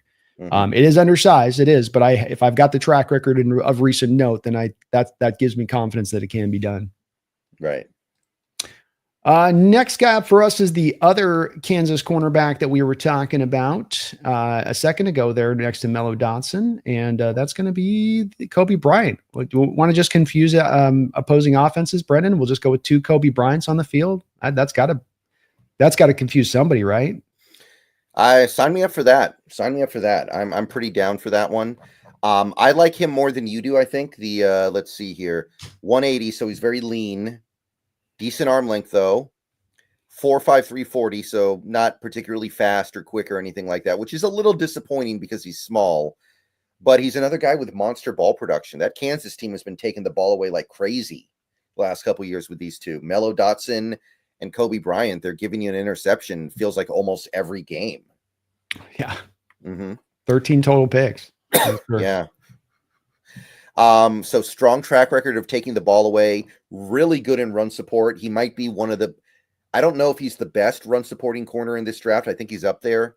Great feel for zone, great feel for where the play is going, great play diagnosis, reads the eyes of the quarterback, might be decent in the slot as well. I usually don't say that because he's kind of slow and not very quick, but might be able to do some slot reps. He probably needs to add weight. I don't think 180 is going to cut it. He does get grabby and pick up penalties. Open field speed is lackluster, obviously. Bigger receivers give him problems. Probably not a candidate for man coverage. I think he'll be good in McDonald's scheme. I think there's a lot of positive things here. So I actually even went 3rd round on him. I like Kobe a lot. I like him a lot too, as well. And don't undersell the man. Don't undersell the ball skills and taking away like he does. I like it too that he plays with a bit of a chip on his shoulder. His tackling did come forward this year, but it had been a problem in previous years. I think sometimes a little bit lightweight, and it seemed like he took a little bit more of that on the nose this year to try to make that a better part of his game. So I do like the way he attacks, even though he is an undersized guy. You do speak to a little bit of where I have him in for this reason, and that I think he's an off coverage corner and zone. That's where you've got to keep him. I think watching the Kansas tape, they kept him out of press as much as they possibly could. And I think a lot of that was shorter arms, not as good in press, not as much going to trust him and ability just to run with guys out of press. So he's got to stay in zone. And that's where there could be a fit here. We play more zone than we do play man, but I think that you're going to be limited not being allowed him to do that at all. And while the tackling did come forward, I still do sometimes have some slight concerns with them on that, which is the size being the big limited factor, not the will. The will is definitely there. Also penalized 12 times over the past 2 years. He can get a little bit grabby in coverage. Oh, yeah. And so that's where it just kind of the equilibrium knocked him into the 4th for me. But I like him a lot. He's a fun player. Another guy that, hey, you take away the ball and you're a willing tackler from the quarterback position, that's going to rise you up on my board quite a bit just in itself. Yeah. I feel like he'll add weight in the NFL. Most players do. And he probably slimmed down a little bit for the combine anyway. So I'm less worried about it than I would be. He's got the frame to add weight if he wants to as well, I think. I think do too. 6'1", 175. He can add another 10 pounds, and he's not going to, I don't think, lose a lot of speed or whatnot. This guy's a little bit lower in the 4th round where I had him listed, Brendan, but we had Robs, who's been celebrating 16 months on my side as a Hawks Nest member. Thank you for that, Rob. So he was asking this question. I think it's a great one at that. We'll jump up on this one a little bit sooner. But Rob's asks, is Za Frazier too raw like Woolen? This is one I was interested in your opinion on in watching the tape on this kid. I mean, I don't know if there's really such a thing as too raw, because you're often taking players that you know are not ready to play yet that you think you can get ready to play down the line. So what would too raw be? Would that just be like a player who's so far away by the time he's ready to play, he's going to be like 29? Like, I think it'd be raw's a thing. I mean, I think it's where they show you the ability, but then they just have these snaps cluttered in to where they look completely lost. And I mean, I think Woolen had some of that on his tape where you watched on his tape with UTSA, and there'd be some snaps where you're like, holy hell, this guy's could be a lockdown corner in the sport. And then other times where he'd take false steps or he'd flip his hips at the wrong time before there was anything in the route. And you go, dude, he's lost. He's completely just does no idea what he's doing out there. What am I getting player wise? But I don't know if I got to that same play with Frazier where I felt like he was that raw that Woolen was when I watched his tape coming out. Yeah, I have an appreciation for Frazier. I think you want to go ahead and talk about Frazier now? Yeah. Go for it. So he is very similar to Woolen. He's got good size. He is lean. He's got long arms. He's got elite speed. Pretty good athlete all around. So there's a unique blend of traits here. His coverage numbers and takeaway numbers last year at UTSA were great. 18 receptions allowed on 39 targets, and he had 6 interceptions on 39 targets. So you don't find very many corners that have that ratio of targets to picks. So phenomenal athlete, rare combination of traits, really hard to get deep shots on him because he's so fast he can recover. Really good ball production in college. There's tremendous upside here because he's got minimal experience actually playing football.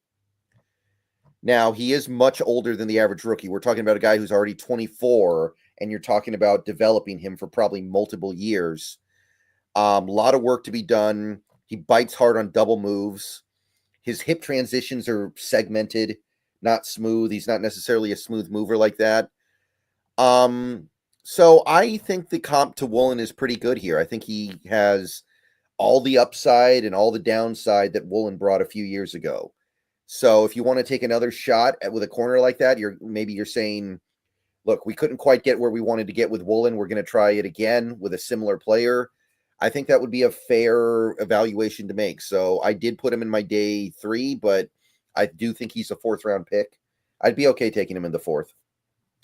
Yeah, I find myself landing in very much the similar place you are. It's Rick Woolen 2.0, mildly better tackler. It's just a smidge better, but not hugely so. But I think all of what you kind of get with Woolen's game, you get with this kid. I mean, it's not just that they're from the same college, it's that they're built the same way. 6'3", you talked about the change of direction and that's what you're going to get a little bit of the taller guy. Some of that transition is not going to be as easy, but the ball skills are absolutely there with him. He's sticky in coverage. He can probably run zone and man, I think, though, again, change of direction is going to be a little bit tougher with him in man at times, but I still think he can be competent in how he runs that. Only one starting experience. So you feel like, man, there's still some upside here, even though he's a little bit of an older player and look at the production he had in that year of starting.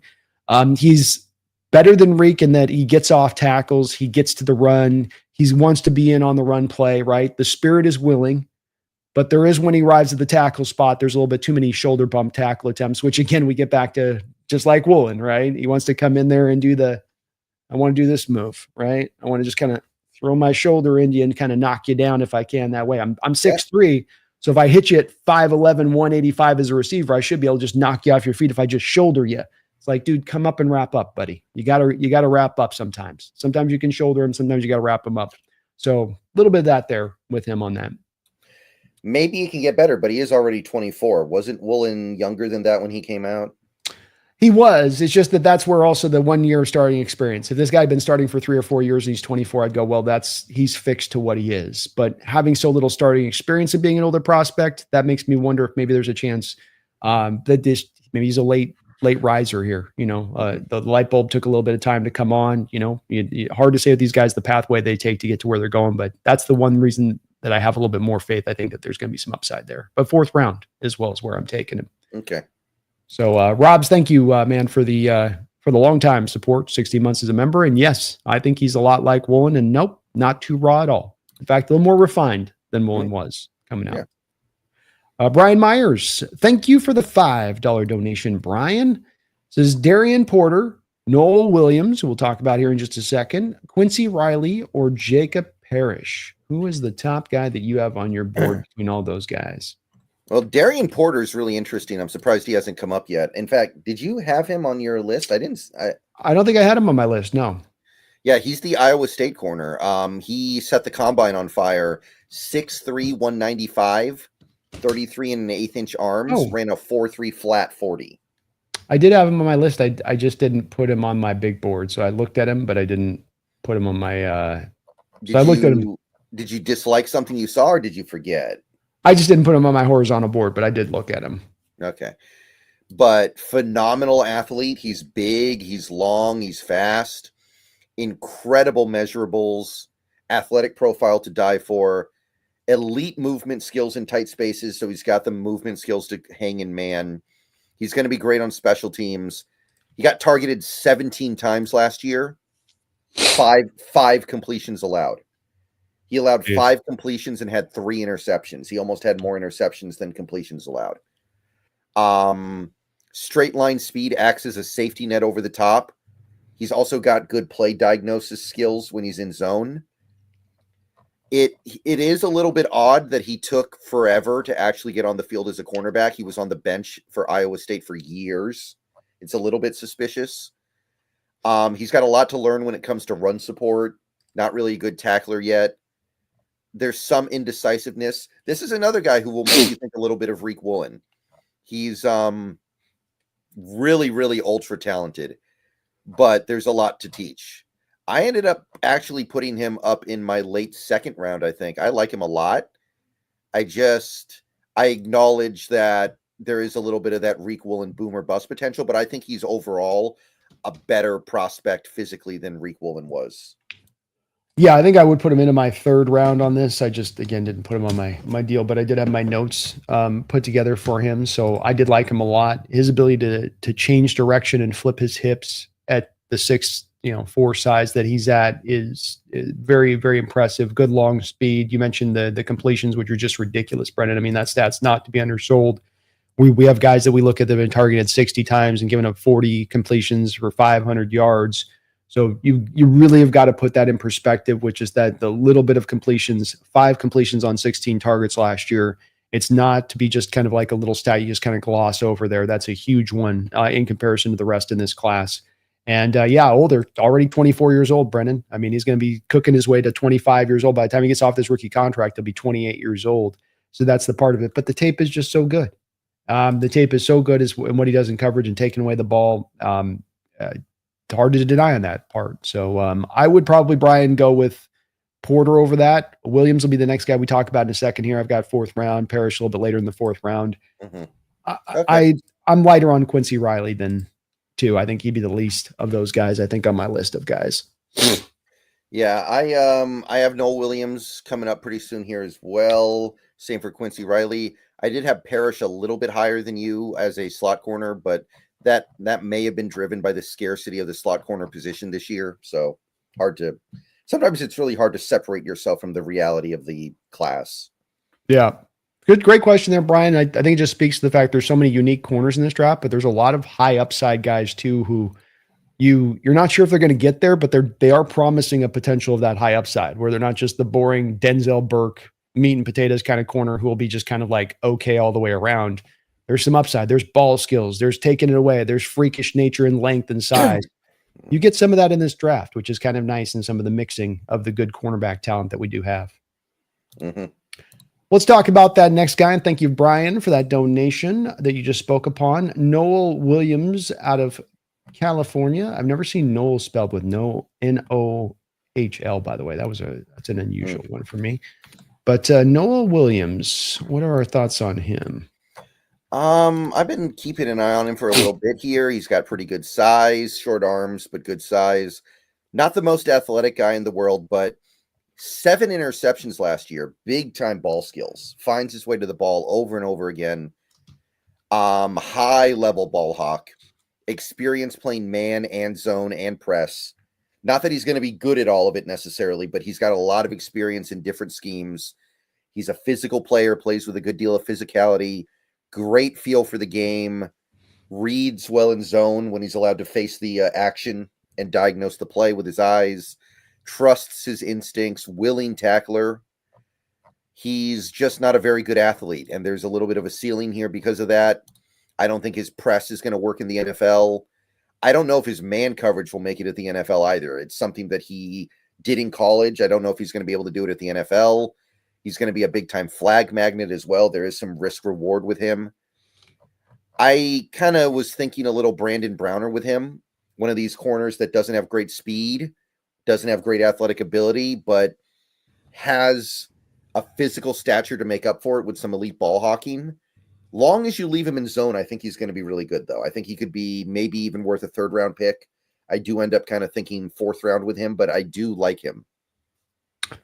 Yeah, he's all right. I think some of the interceptions are a little overstated. He's had 14 picks in his career, but a lot of those picks are, like I was talking about earlier, with some of the guys that picks are true. You're turning around, you're making a play on the ball. With him, there's a lot of picks where it's overthrows and just bad, or it's a tip ball where he just happens to make the play on it. There's some where he's making true plays on the ball too, but if you look at like those 7 interceptions, you might think, well, am I getting a Deion Sanders 2.0 here? And saying, no, you're not. That's not who he is as a player. A lot of cover 3 bail dropping technique. There's mixing that in with the sticky press stuff that he was doing in addition, but a lot of just even in press dropping to depth, giving up some completions underneath. But because of that makes me think that they're a little bit worried to keep him into man at times and that they want to stay in zone, like you just said, a little bit. So I think he's a little bit restricted in the type of scheme that he can go to. So improved himself this year too as well. Gave up half as many yards in coverage as he did from the prior year. That's a big notable thing that I think should be taken into account. I think he gives you a relatively pretty good floor of ability play, but I don't think that there's very much of a ceiling on this guy, which is why I put him into more of the day 3. Okay, I mean, I have him very close to day 3 as well, so I'm not far off. Nope. All right, well, we've gotten finally to a Husky / Duck on this list. I'm interested to hear your opinion on this guy. We've been talking about him a little bit for a couple of years, but to see where you finally kind of land on him. I put him into the mid 4th round. He had a couple of years playing for the Huskies and then transferred out there to Oregon this past year. Jabbar Muhammad. Well, I'll tell you, he's tiny, very, very tiny. He's got the shortest arms ever measured for a corner over the last 26 years at the combine. He's got one of the worst verts ever for any corner at the combine. So we're not off to a very good start here. Let's just be real here, right? We're not off to the best of starts with this guy. No. Um, the only real thing that you can say is that he makes a lot of plays on the ball. He's got like 28 passes broken up over the last 2 years. That's got to be right near the league lead. Now, some of that's because he does get targeted a lot, but he does a pretty good job holding his own. He's really good at the catch point. He's got great ball skills, and he's been successful on 3 different programs because before Washington, I think he was on a smaller school and he did pretty well there. Honestly, for the most part in college, he did a lot of like press and run rather than like just playing off. And there's no way this guy's going to be able to press in the NFL. He's tiny. There's just no chance. So I think he's going to have to slide inside and play nickel, which he didn't really do in college. In college, he was a outside press corner. He bites on fakes too aggressively. He's not a good tackler. And I don't think he's very cerebral, which is disappointing because he has so much experience. So I ended up actually putting him as a like late 7th round or UDFA guy. I'm not. I just can't imagine a guy this deficient physically and athletically making it.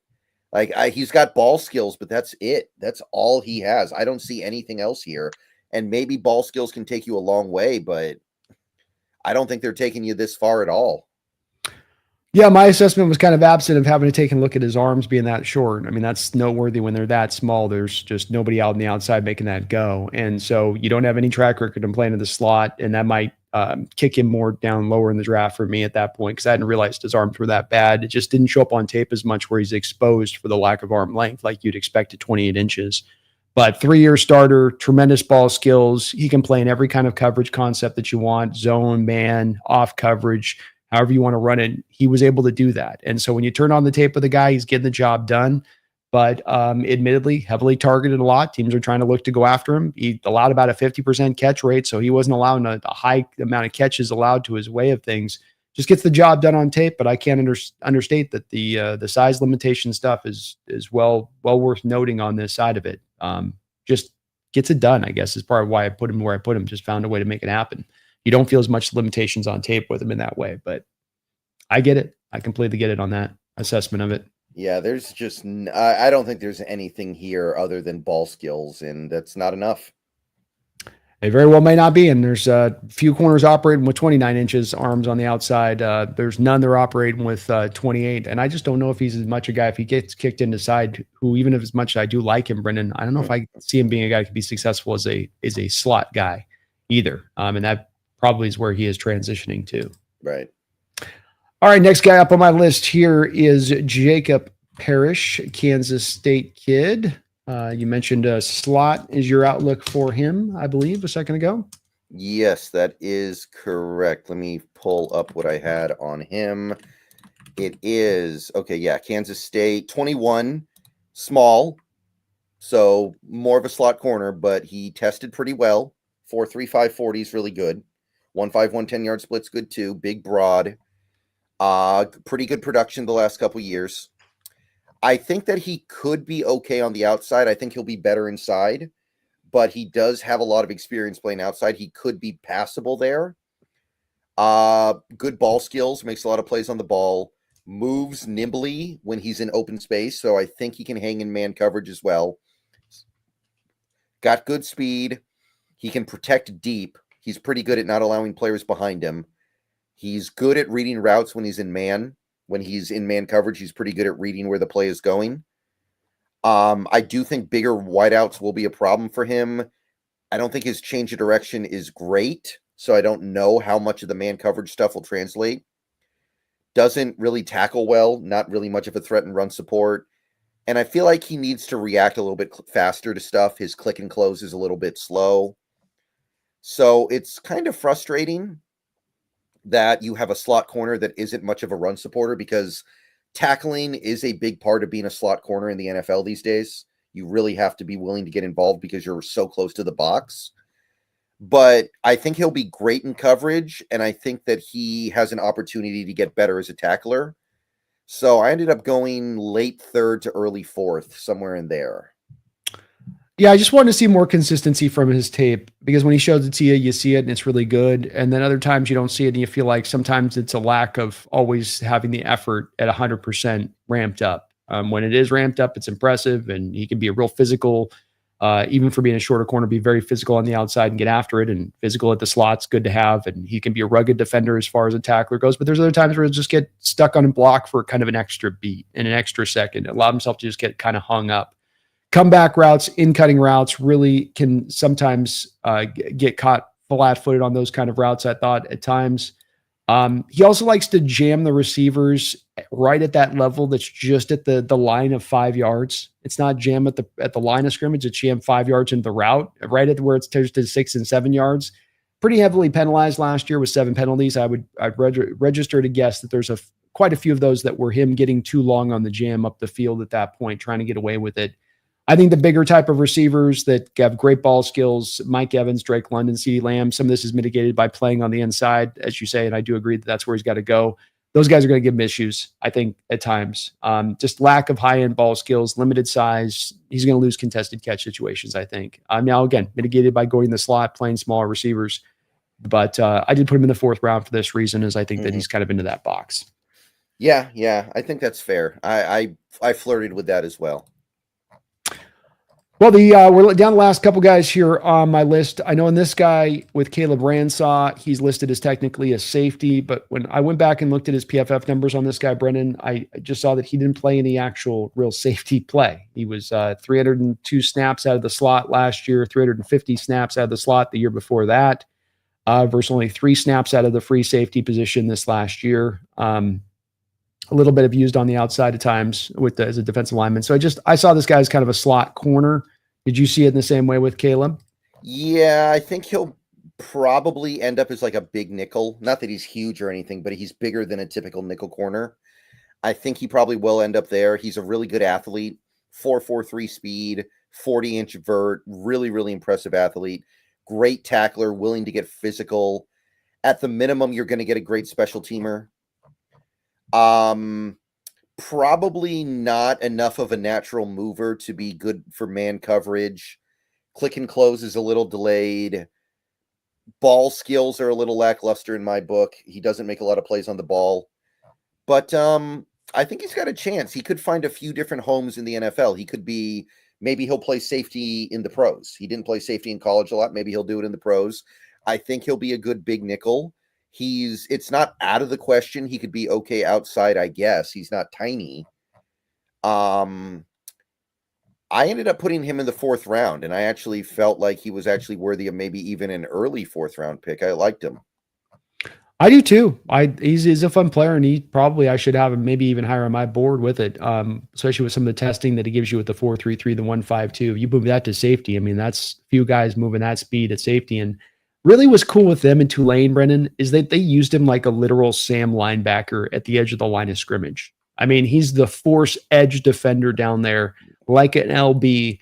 And that just speaks to how tough and strong he is as a tackler, how aggressive he was. Really sticky in coverage. Like you said, 10 receptions on 23 targets, 148 yards when aligned in that slot. I just think that was really, really impressive. And gives you some of that versatility, some of that upside. I don't think he can play on the outside, but I think either slot or safety, he's going to find a home somewhere there. And he'll be a really good player for you when he does. Probably why I should probably have him higher up than playing 4th round where I currently have him sat. This is why we make those last minute adjustments, That's why right up to the last of the draft, you're moving guys around a little bit. Right. So I like Caleb Ransaw. Not 100% sure what he'll do in the NFL, but he'll find something that he's good at. He'll find something. He's too good, too ferocious of a player not to have a landing spot somewhere for him. Mm-hmm. All right, last guy for us on the list today, and this is a kid out of Nebraska. They tend to churn out a corner like once every 2 years, it seems like. Somebody's coming out of Nebraska. Tommy Hill. Very interesting candidate here. 213 pounds. One of the heaviest corners the combine has ever seen. Very long arms, great length. So we have a unique profile here. But he's been pretty good for Nebraska the last couple of years. Very unique in how big he is. Great tackler. He's going to be a great weapon in run support. He's going to be really hard to deal with on that front. faster than you might expect. He's not fast, but for a guy who's one of the heaviest corners we've ever seen, he's a little bit better than I thought. He flips his hips really well. Nice, smooth flipping of the hips. He attacks the ball. Constant pest in making plays. Constantly around the ball. He's got high awareness of what's going on around him as well. Now, I wouldn't put him in man coverage. He's going to be out of his element. I don't think he reads the quarterback as well as he could. I think he could stand to maybe be a little bit better reading and diagnosing plays in zone. I know he was battling a lot of injuries last year, and that kind of didn't give a very good impression of him. So he's really fun. He does take some things off the table, but he puts some stuff on the table. I think as long as you keep him in zone, he'll be pretty good. So I ended up going 4th round on him initially. That's my first read. Yeah, I think there's actually some similarities. Like you miss out on a Travis Hunter and you want a poor man's kind of version here. You can get kind of with this guy. I think your note too about the reading the quarterback size because he plays so much zone. If he did that, he'd have so many more interceptions because he got good ball skills. Former wide receiver, convert to the position. That stuff does stand out. But the fact that you don't, pay attention where the quarterback's going in zone at times with his eyes just doesn't let him to do as much as he could do. He's got a little bit of that Trey Brown skill where Trey could do this, where he's in off coverage. And he's got that method where the receiver's going to run the 9 route, and he's going to have that ability to find a way to put himself in front of the receiver and not allow him to be stacked because he kind of just always puts himself in, like you're going up the grocery aisle and you're about to go past somebody and they're looking, and then you're going to go past them and they kind of sense you're about to go past them and then they walk in front of you and you're like, dude, really? Like I walked all the way from the back of the aisle and you just started to move now. And he's that way where every time you think you're going to have a little pathway to get up and he's going to stay in front of you and not allow him to be stacked. I thought that really stood out for a guy in zone in that way. I think there's some upside with this guy as a recent convert to the position. I loved how he tackled being a former receiver. Those guys don't tend to be wrap and roll kind of players, which is what he does. He's like Hunter in a lot of ways to me, where in that zone, he can take 2 routes away in one. Stood out to me on a couple of his snaps in that way where he had quarterbacks just tentative. We're like, is he playing that guy? Or is he playing that guy? Oh, to hell with it. I'll go over here. And that part stood out with him. So I liked him a lot too. There's some upside that you could be getting with this kid in the 4th round. Yeah. He's intriguing. He's unique. He's fun. It's a lot of fun, especially in the 4th round. You don't always get this kind of upside. You're going through kind of picking through other deficiencies within what you might be getting on the plus side into day 3 on that. So very encouraging there with this guy. I like him. I wouldn't mind him at all. Mm-hmm. And that's my last guy I've got on my list here. Anybody else that you had that you want to speak to? I guess what? We got one more here. I missed out on this guy. Quincy Riley of Louisville. Yeah, this is my last guy as well that I think is worth talking about. Let me make sure about that. Yeah, this is my last guy as well.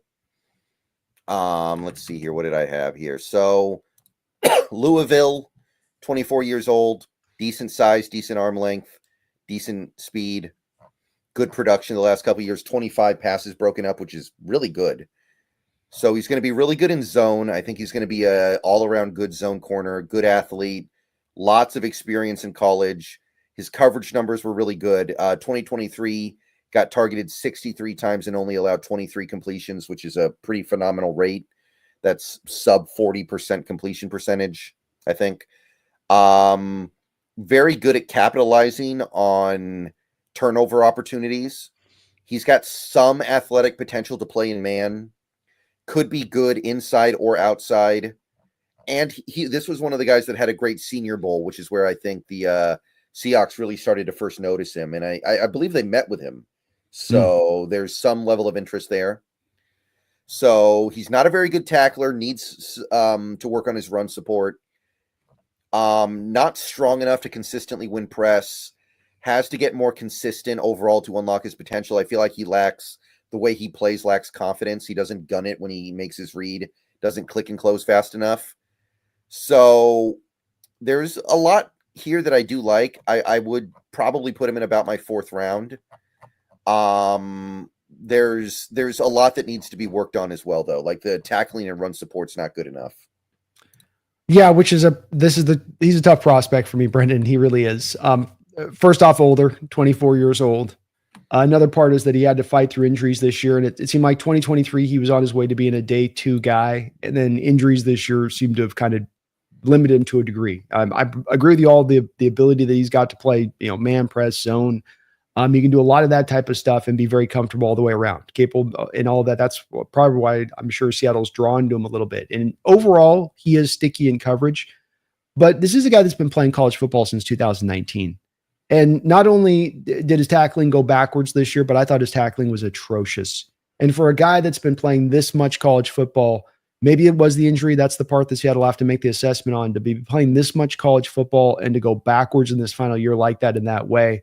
For a guy that's not a good cover enough guy to have that as a deficiency in his game, that got me a little bit colder on him. But I have to admit that maybe the injuries were the big kind of, the factor that was sort of causing this to get misaligned. And that once he gets back to full health, you're getting a day 2 guy into day 3 here. Okay. Yeah. I think that deficiency does pull it down a lot. So I can get behind that. I like him a little more than you do, but I'm still not super gassed here. Yeah, I think if he's a 22-year-old guy, I'd be a little bit happier with it, but I'm expecting a little bit more refinement. Most of the guys I look at 24 in this draft that we're looking at as good prospects have a bit of that refinement. They might have some athletic limitations or speed limitations, but they've at least done all they can to clean up their game to the ultimate degree. And with him, I feel like there's a lot more to still need to be cleaned up. Right. Absolutely. All right, well, we got Megan Gok-Roger, lady from Dan Enda, my lady from Dan Enda here in the chat. It's good to see you, Megan. Thank you for joining back up as a member here. Hey, Megan, welcome back. Welcome back. Appreciate you on that. Well, that is our list today, folks, for all of the cornerbacks here in the draft. A pretty good, healthy amount of cornerbacks. We have a lot of guys in our kind of 5th, 6th round, I think, range of things too, that it just didn't quite fit up to snuff, but we're trying to kind of concentrate on more of those day 1, 2, and early day 3 kind of cats. I do expect the Seahawks to probably take a corner somewhere in this draft, Brendan, and that it is a need. Last year of Woolen's deal, last year of Job's deal. You need some depth. You don't know what you have in Nehemiah Pritchett. Wouldn't even surprise me if they take 2 cornerbacks in this draft, as that's been a bit of the modus operandi of John Schneider in recent drafts. Yeah, I'm open to just about anything, especially if Will Johnson is there at 18, which is becoming possible. I think it's very much is rising and rising up. Jada Barron goes ahead. 3 quarterbacks go ahead. I think those two things alone push much more of the likelihood that he is going to be sitting there available to your Hawks there at 18 if those things do occur. And it's looking, I think, more and more potentially likely here. So I'd love it, man. I think he's going to be a good player. And we did this with Jackson Smith and Jigba. You have a guy go through the final year of his career. It's a final season of his college career, and it's injury. And teams get caught up in that, and teams get held up on that. And you go, oh, you guys are getting lost in the trees, despite the wood, forest, despite the trees, whatever. And it's not that difficult. This isn't that hard. And I see a lot of that this year, Brendan, don't you? With a lot of prospects in general, just people that are getting a little bit lost in too much almost information, and they're overcomplicating it on certain players where it's just not that complicated. Yeah, I absolutely agree. Again, I'm all about getting the best players possible. I don't really care where they play. I'll figure out the rest later. Give me the best players. Just give me the best players. Let me build up the value. And that's how you build the best value, is take the best players when you come up and pick, which you can absolutely make the argument for that. Johnson's that guy at 18. Mm-hmm. Well, Brendan, I thank you as always, man, for doing all this and running through these prospects as we are. We've got 2 shows left for you folks. So we're coming back tomorrow on Wednesday. What are we doing? Is it safeties tomorrow? Tomorrow is linebacker. So we got linebackers. Yeah. And I'm going to be perfectly honest. I don't think it's going to take too long. There are not a lot of high, really good. How should I put this? Yeah. Okay. I was going to try to find a better word, but that's actually the right word. There are not a lot of really intriguing linebackers. I can say for my part, I ended up with 6 guys in my first 4 rounds. We'll talk about a little bit more than that. Like, I don't want to do a show to talk about 6 guys. But I'm just going to tell you guys right now, it's not great. It's a bad class, so it might be kind of a quick show on the linebackers. And likewise with the safety class too. Both of these last 2 position groups we're looking at, these are kind of the 2 of the leaner positional groups in this entire draft. So just not as much ground to cover. A lot of guys into day 3, especially late round 5, 6th round, 7th round. I mean, there's the litany of guys on both of these 2 positional groups. So we'll probably cover them pretty lightly and quickly here over the next couple of days when we do these shows. Yeah, it's a good year to have Ernest Jones and Tyrese Knight under contract for the next 3 years.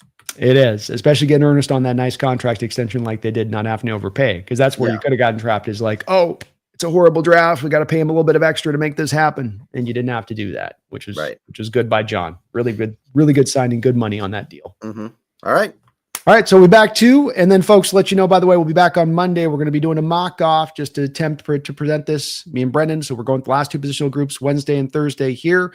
And then we've got Monday, we're coming back with a mock-off. We're going to go head-to-head. We're going to see who can do the best 7-round mock draft. And then we're going to have a poll. We're going to let you guys decide on it. So look forward to that, Brendan. Thank you for doing this. I appreciate Thank you for having me on.